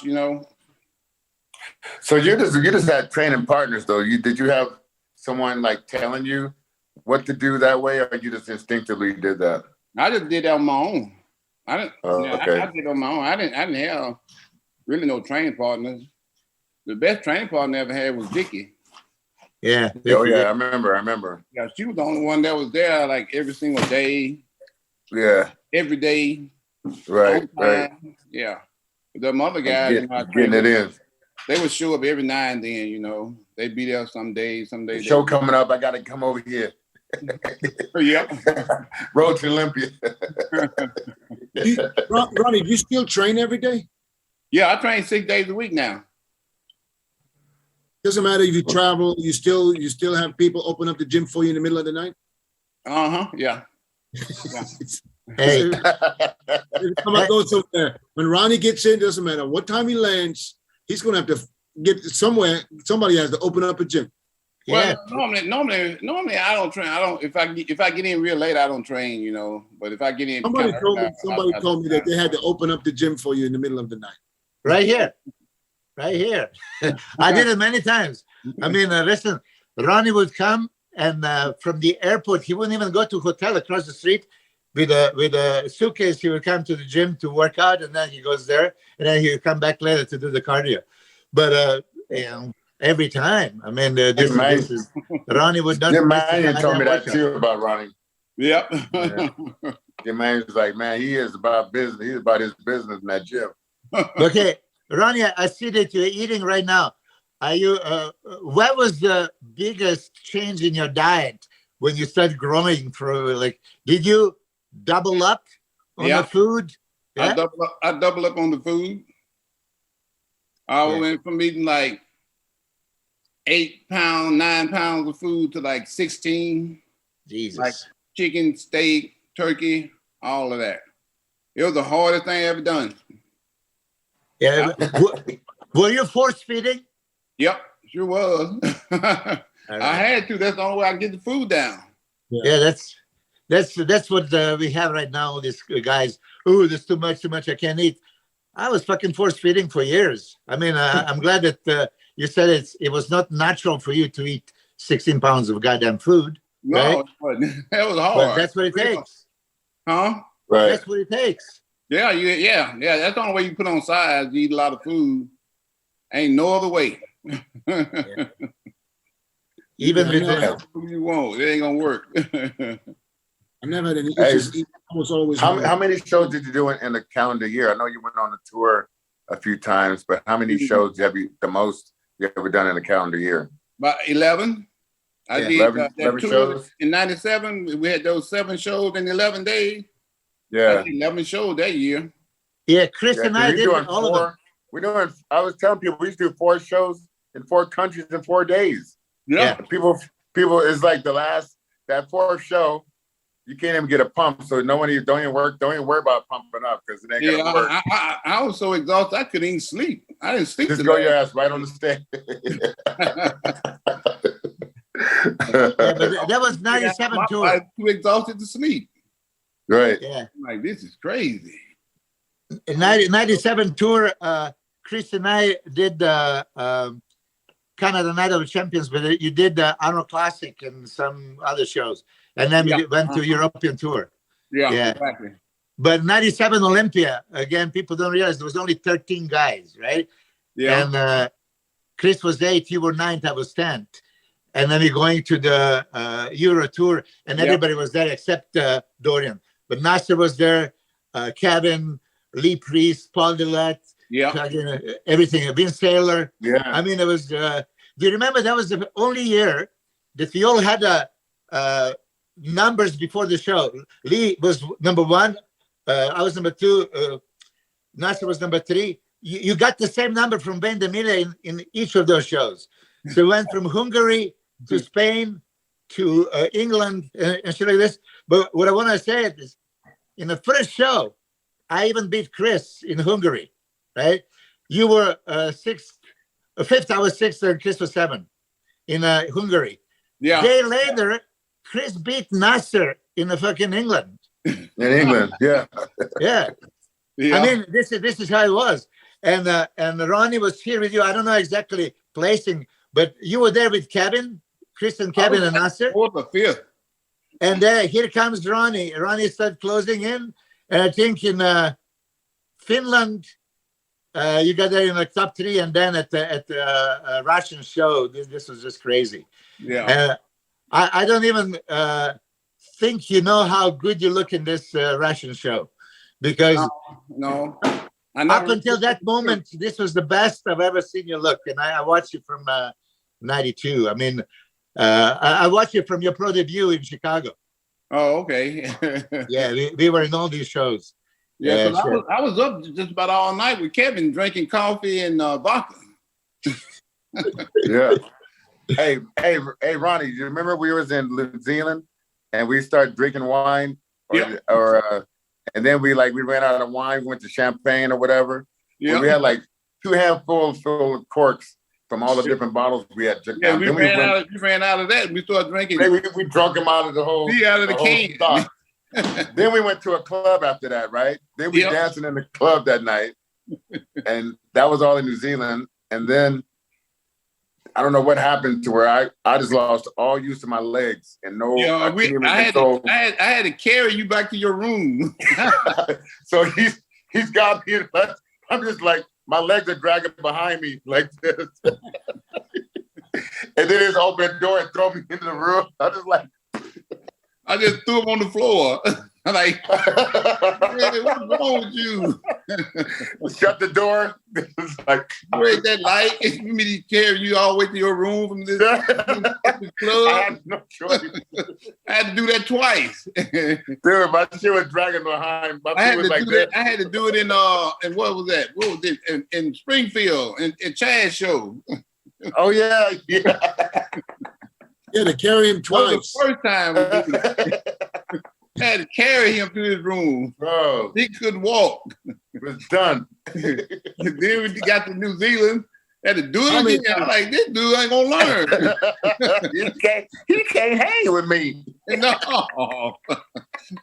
I'm built for this. Chris, how many times did you black out? Every time. What do you mean? How many times? Every time. I don't know, man. You had a couple of rough nights. More than a couple.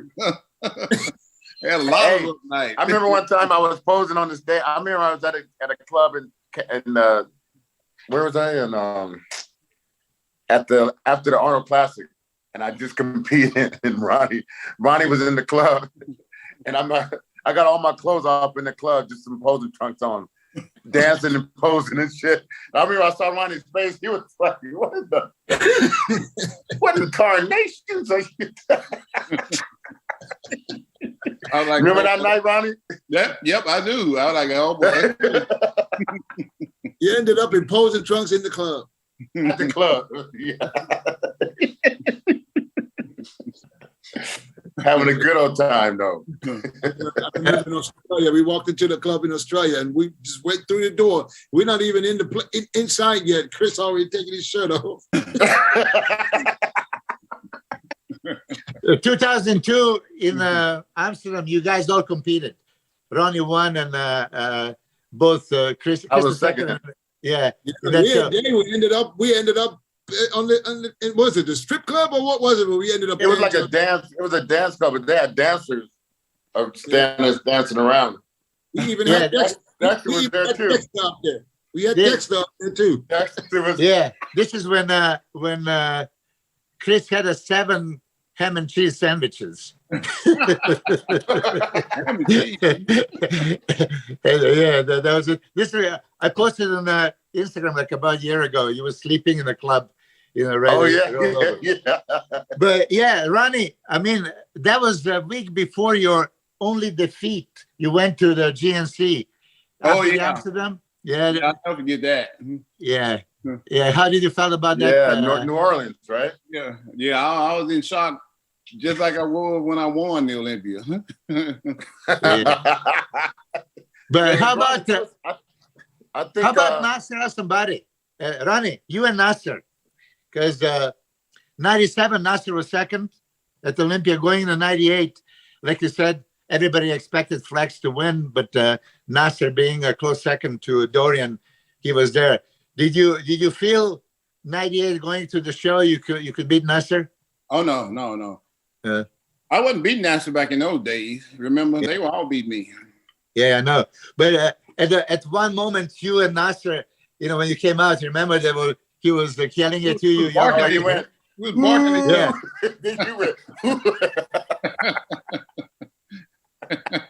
I was of course with Nasser all the time, walking in a Euro Tour 98, and he was just like, look at him, look at him. No way he beat me. And then, of course, you beat him every time after that. Yeah, but he didn't like it. No, he didn't. He was shocked that I beat him. Yeah, but okay, now 2003. Hold on, Milos. Let us get a question every now and then. Yeah. Milos gonna roll. I can ask him all day. Yeah. Ronnie, now see, I almost forgot what I wanted to ask. I know you travel a lot. Do you still follow the guys today? You still up to date? Yeah, for the most part. What do you think? What do you think going into Kevin? Everybody's talking about 2022. I mean, it's funny to hear that, but it's people saying this would be the best Olympia ever. How do you feel about the Olympia 2022, and how do you see this thing play out with all the newer guys? I don't know about the best Olympia ever. I mean, unless they're gonna change the conditioning. But I don't see it changing too much. Yeah. So what about the newer guys? Do you see this guy Andrew Jack? No, I don't. You haven't seen him? No, I don't see nobody doing nothing different. Oh, okay. So you saw him. You saw what he looked like.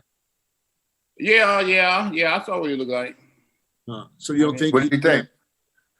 I mean, I wasn't like real impressed or nothing.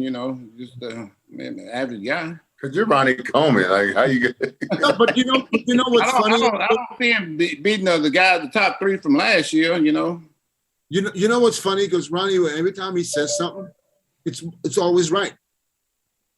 Every time you make a prediction or you say something, it's always this is exactly the way you said it, and that's why. I don't see too much change from last year. Yeah. I see the same guy, the same top 3. Maybe one of them guys might make it in the top 5. Maybe that Andrew Jack guy, or or maybe that Nick guy, but maybe that 212 guy. What's it? Lunsford? Lunsford. Yeah. Maybe one of those. Think he got the shot to make the top 5? Huh? You think he got a shot to make the top 5? Yeah. They might make the top 5, but I don't see them making the top 3. I don't see no change between, like Brandon and Ronnie and Hardy. Yeah. I don't see nobody beating them. Yeah. Can you beat Arnold Schwarzenegger? You thinking any different? Huh? No, I think you're right. I think that there can be some changes in the top 5. I think that's possible. Yeah, top 5, but not the top 3 though, huh? I still I don't know why I still have a feeling that William is. What about that's what I was gonna say. You're strong on William. I'm also, so strong on William. Yeah. He improved so much. I have a feeling that William is going to surprise a lot of people, and he's going to bring a package that he's never brought. He's with Chat now. Oh, and, no, I didn't know that. Oh, that's going to be a little different. He was with Chat for the Arnold, and I think he should have won the Arnold. He was much improved from his Olympia showing last year, but now he's up to 265, and that's heavy for him, and he looks great at 265. Yeah. So I expect him to be at his biggest. And the legs are back up. You see the picture, Milos? Yeah. He's the trouble, He's the trouble. He can crack top 3. Yeah, I think so. I think that he's very, very dangerous, And this is, I haven't seen none of that.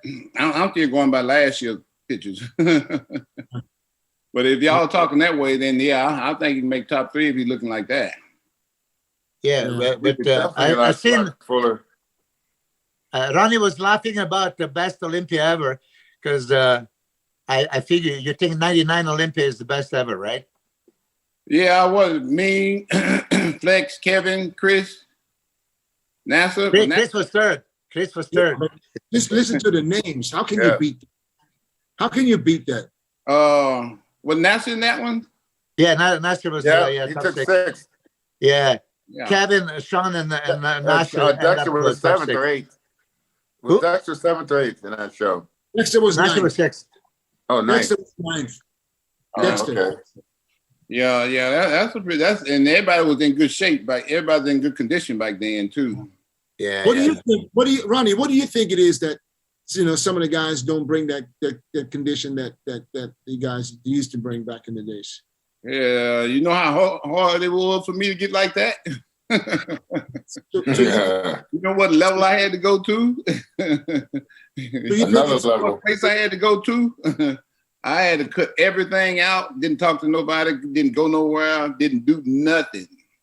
And you did 2 hours of cardio every day, right? 2 hours every single day.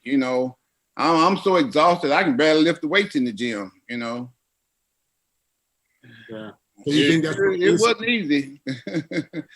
You have to go to a different place in mind to get like that. A lot of people don't want to do that. It's so hard to keep it up. Especially the cardio. That's the hard part. The last cardio session.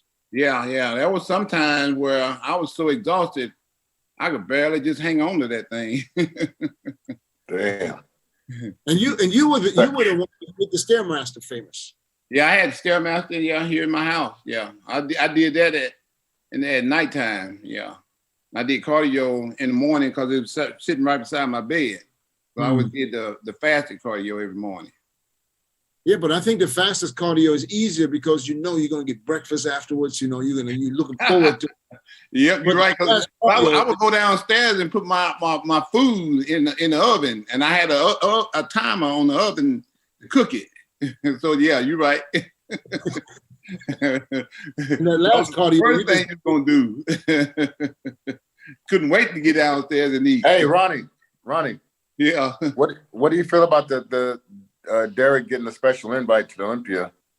Yeah, I think that's good. I think that's a good deal. I think he deserves it. It ain't like he wasn't Miss Olympia already. So I see if he like just this guy who hadn't placed had won the Olympia, then I might have an issue with it. But since he'd won the Olympia, yeah, I think he's justified. And plus, he got a physique on that level too. Yeah. He can do That's some what I'm damage. thinking too. Yeah, he can do some damage. Yeah, I applaud him. Mhm. Most Yeah, he definitely. can take the top 5 for sure. Milos, do you have your guys do cardio because you're not a cardio man? Oh yeah, of course they all do cardio. I just wasn't because look, why do we do cardio? Beside cardiovascular health, but just when you need to burn fat. If you have no fat to burn, why would you do it? So I mean, if yeah, yeah. I mean that's why I'm kind of even surprised.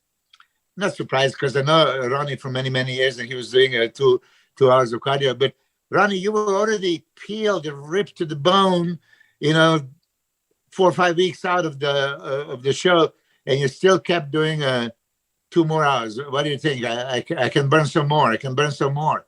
Exactly. I mean, there was many pictures of you looking crazy 4 or 5 weeks out. Yeah, exactly. I'm thinking I can burn some more and burn some more. I always did it though. I never did not do it. Because remember, I was always doing what I've always done. Did you do the cheat meals? Never cheat meal. There you go. Imagine how hard it is. Imagine how hard it is for a guy the size of Ronnie to get so shredded. Yeah. But people think you need to do a cheat meal every week. No, I never did a cheat meal ever. No, people think that I need to refeed. I need to refeed. That's what they want to do. Right. Yeah, but what sense does it make cheat? I mean, cheat, everything about the word cheat, you're cheating yourself. What the hell? I mean, I need to refeed. You said the right thing. Somebody told me too. And I think you don't think it's time for a refeed. I said refeed. You fucking eat 6 meals a day. What you refeeding for? You eat 6 meals a day. You're lying. And you can barely eat those 6 meals a day. You forcing food down. Yeah, but remember most of the time when you were going down, how low carbs you were doing. Yeah. I was doing like 100 grams of carbs a day. Yeah, so that's not like maybe 2 meals. It's nothing. Meals. It's nothing. Yeah, so by the time I get to the workout, it's all burnt up. It's gone. Right. How about the vegetables? No vegetables. Come on, you know better. Yes, somebody ask you the seminar. How about veggies? Hell no. You don't eat no veggies at all. Yeah, a baked potato. Yeah, I remember that very well. Yes, and you were not into the Kevin Levroni's fish diet, right? You were always eating steak and chicken, right? Always steak and chicken. Always steak, chicken, and turkey. How about eggs? Never eggs. Never. Really? Never. Oh, shit. No eggs.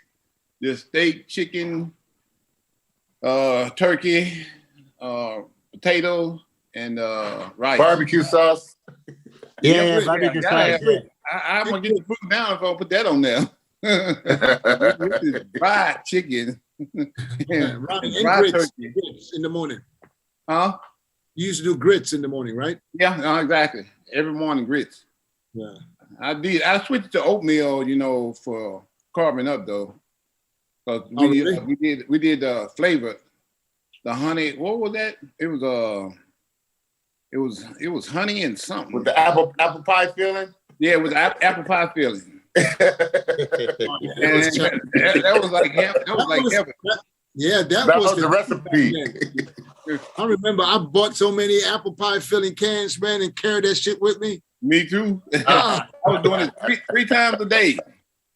And the thing was, Milos, by the time I got to that third day, I could barely get it down.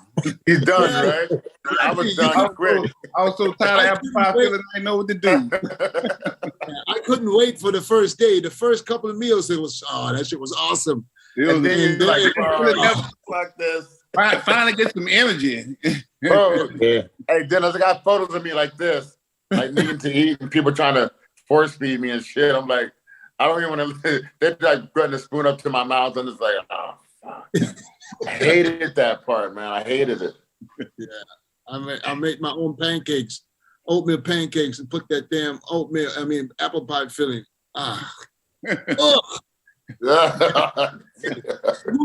Who started that baby food? Oh, I don't know, but I did it a couple times. Really?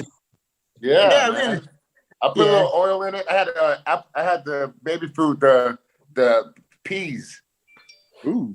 Green pea baby food with some little bit of oil. Because it's so easy to digest, right? So Making people soup. just take it. But it's so little carbs also. You would need like 100 bottles of this to fill up. Yeah. Ronnie, like big bottles of it. How high?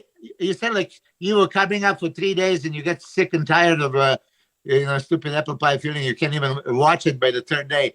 But how heavy do you carb up? Like 1,000 carbs or 1,500? Remember? It's between 1,000 and 1,500 each day. Each day, yeah.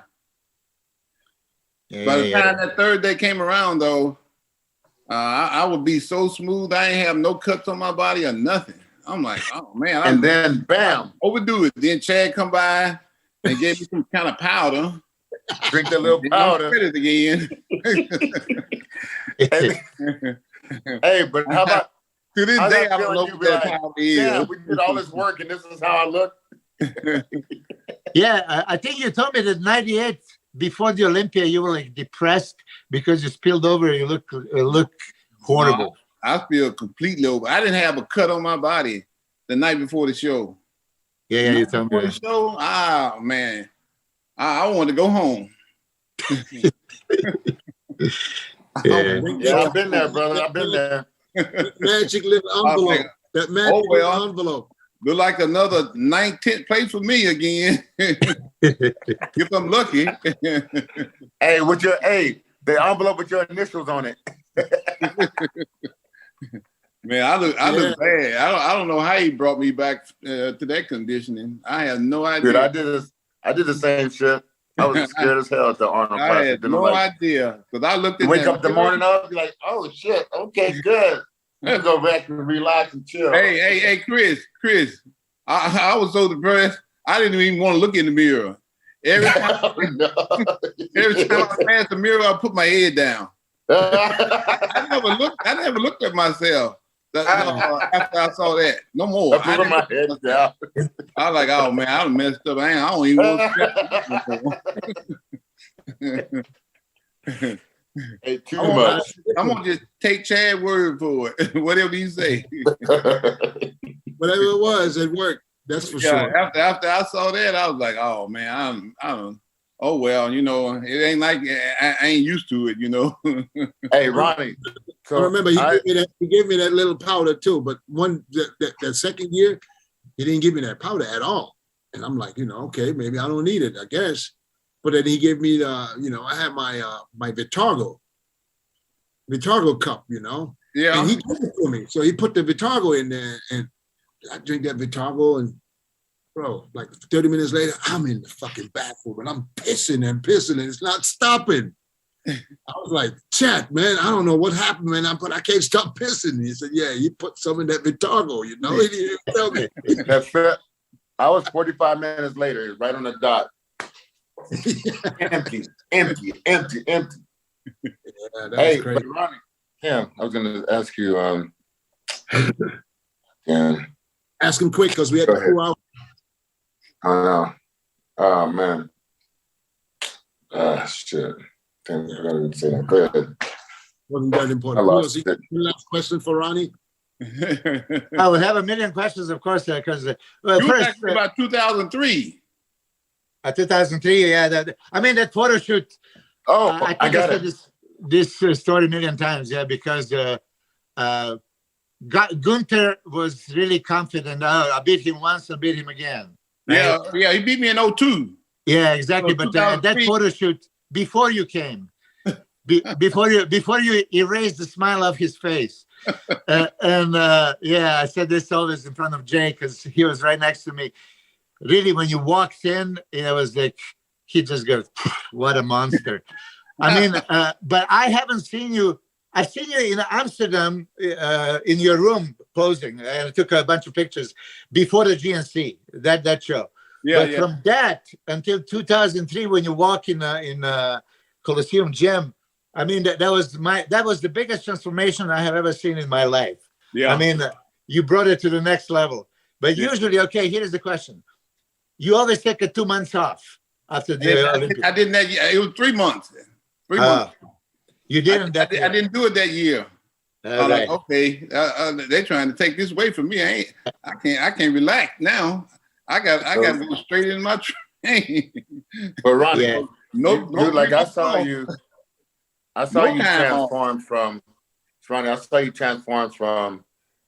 You were mild-mannered. You didn't say that much. You weren't like an all overly talkative guy. But then you started getting more confident over the years. So you started coming from, you was quiet at training, then you started doing the yeah buddies and all that stuff started coming. But you started having a different swag on the stage also. And you started coming with more dance and stuff.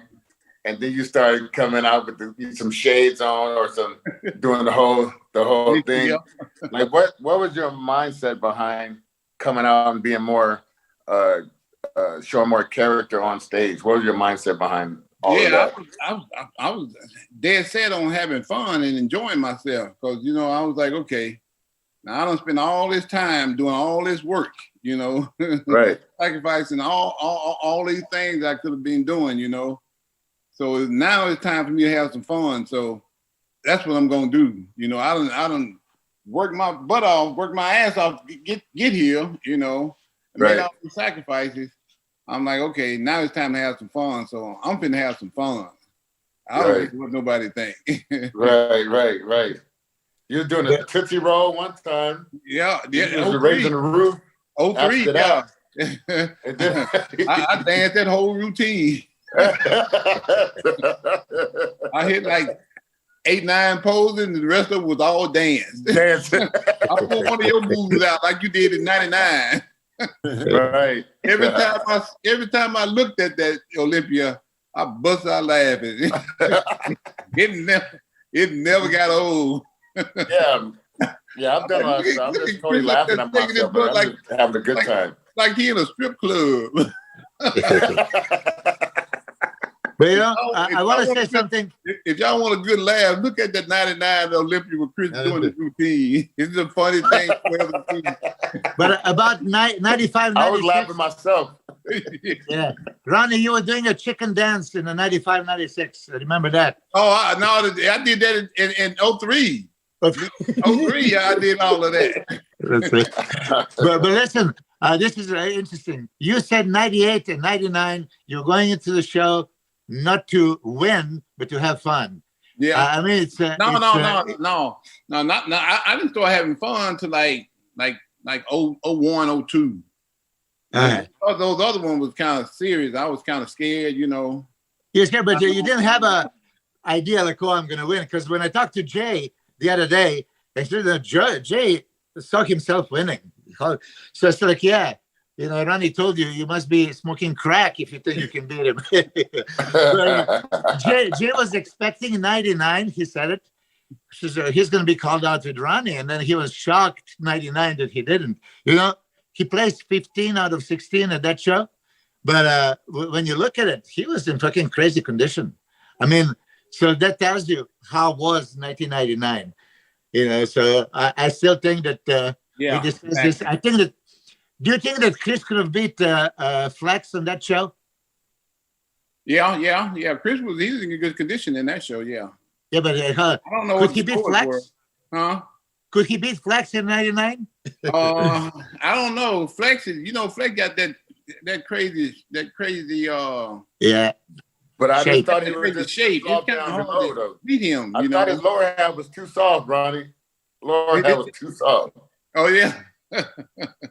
We were laughing because that time when you were in '98 and before he saw you coming as fast and as hard as you was, that you guys turned to the back, and then Flex thought he would step back and do the cocky, I'm gonna look at you and like this, and then you turn around and you just hit all your shit with glutes and everything was fucking down to your kneecaps, shredded to every little core, every little thing was shredded, and then Flex was sitting there with his fingers in his trunks looking at you. Do you ever see that one? Yeah, somebody posting it all. I saw that yesterday. Ronnie was that all the time. he was like, he wished he would have never done that shit. Yeah. He still regrets it. Yeah. Guys, we passed the 2-hour mark, man. We gotta let this go. Man, Ronnie, man, I appreciate it, man. Thank you. And I'm glad you're no longer on the graveyard shift. You know, when you told me you woke up at 9 or 10, I was like, what? What happened? This is usually the time you go to bed, right? No, I am on the graveyard shift. Yeah. Okay. I didn't wake up till like 12:30. Oh, okay. Of course, in the message you said you wake up at 9 to 10, and that's why I was like, oh shit, that worked. No.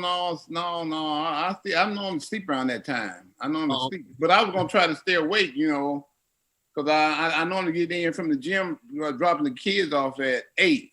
So I'm like, okay, I can stay up for another hour to 9, you know. Mm-hmm. But then, you know, when I drop the kids off, I always come here and go to sleep. Right. And I always get back here by 8. But if you're gonna do 9, I say I can stay awake for another hour. What do you do all night though? But I don't get to the gym till about 2:30 in the morning. Jesus. So, I work out, and then I get something to eat, and I come home and I take the kid to school. But what do you do from 9 p.m. to 2:30? I sleep. I get to bed around 6 p.m. 6 p.m. and I sleep till like 12 p.m. And then you're up until 6 the next day. 12 a.m. Yeah, okay. I sleep at 6 p.m. to 12. With some naps. I wake up and I get my workout in. I get something to eat, and I take the kids to school, and I come back and I sleep for like 3 more hours. Oh, okay. So that's what you do. Okay. Yeah, I break my sleep up. I've always done it like that. When I competed, I would sleep from 4 to 7, and then from 8. I only slept 6 hours back then. You know, I was young. You know, the older you get, the more you have to sleep. Yeah, I was doing my 5 hours a night when I was competing. Exactly. I can't do that no more. Yeah. All right, guys, I appreciate you all, man. Ronnie, thank you so much for coming on, man, for making the time. You know, I was looking forward to this for a long time, so we're glad we had you on. Milos, thank you guys, man, as always. All right. Good to see you, Ronnie. All right. Later. And next week we have another 8-time Mr. Olympia coming on. Shit. Next week we have Ronnie next week. Ronnie today and Lee next week. So we had 17 Olympias in 3 weeks, man.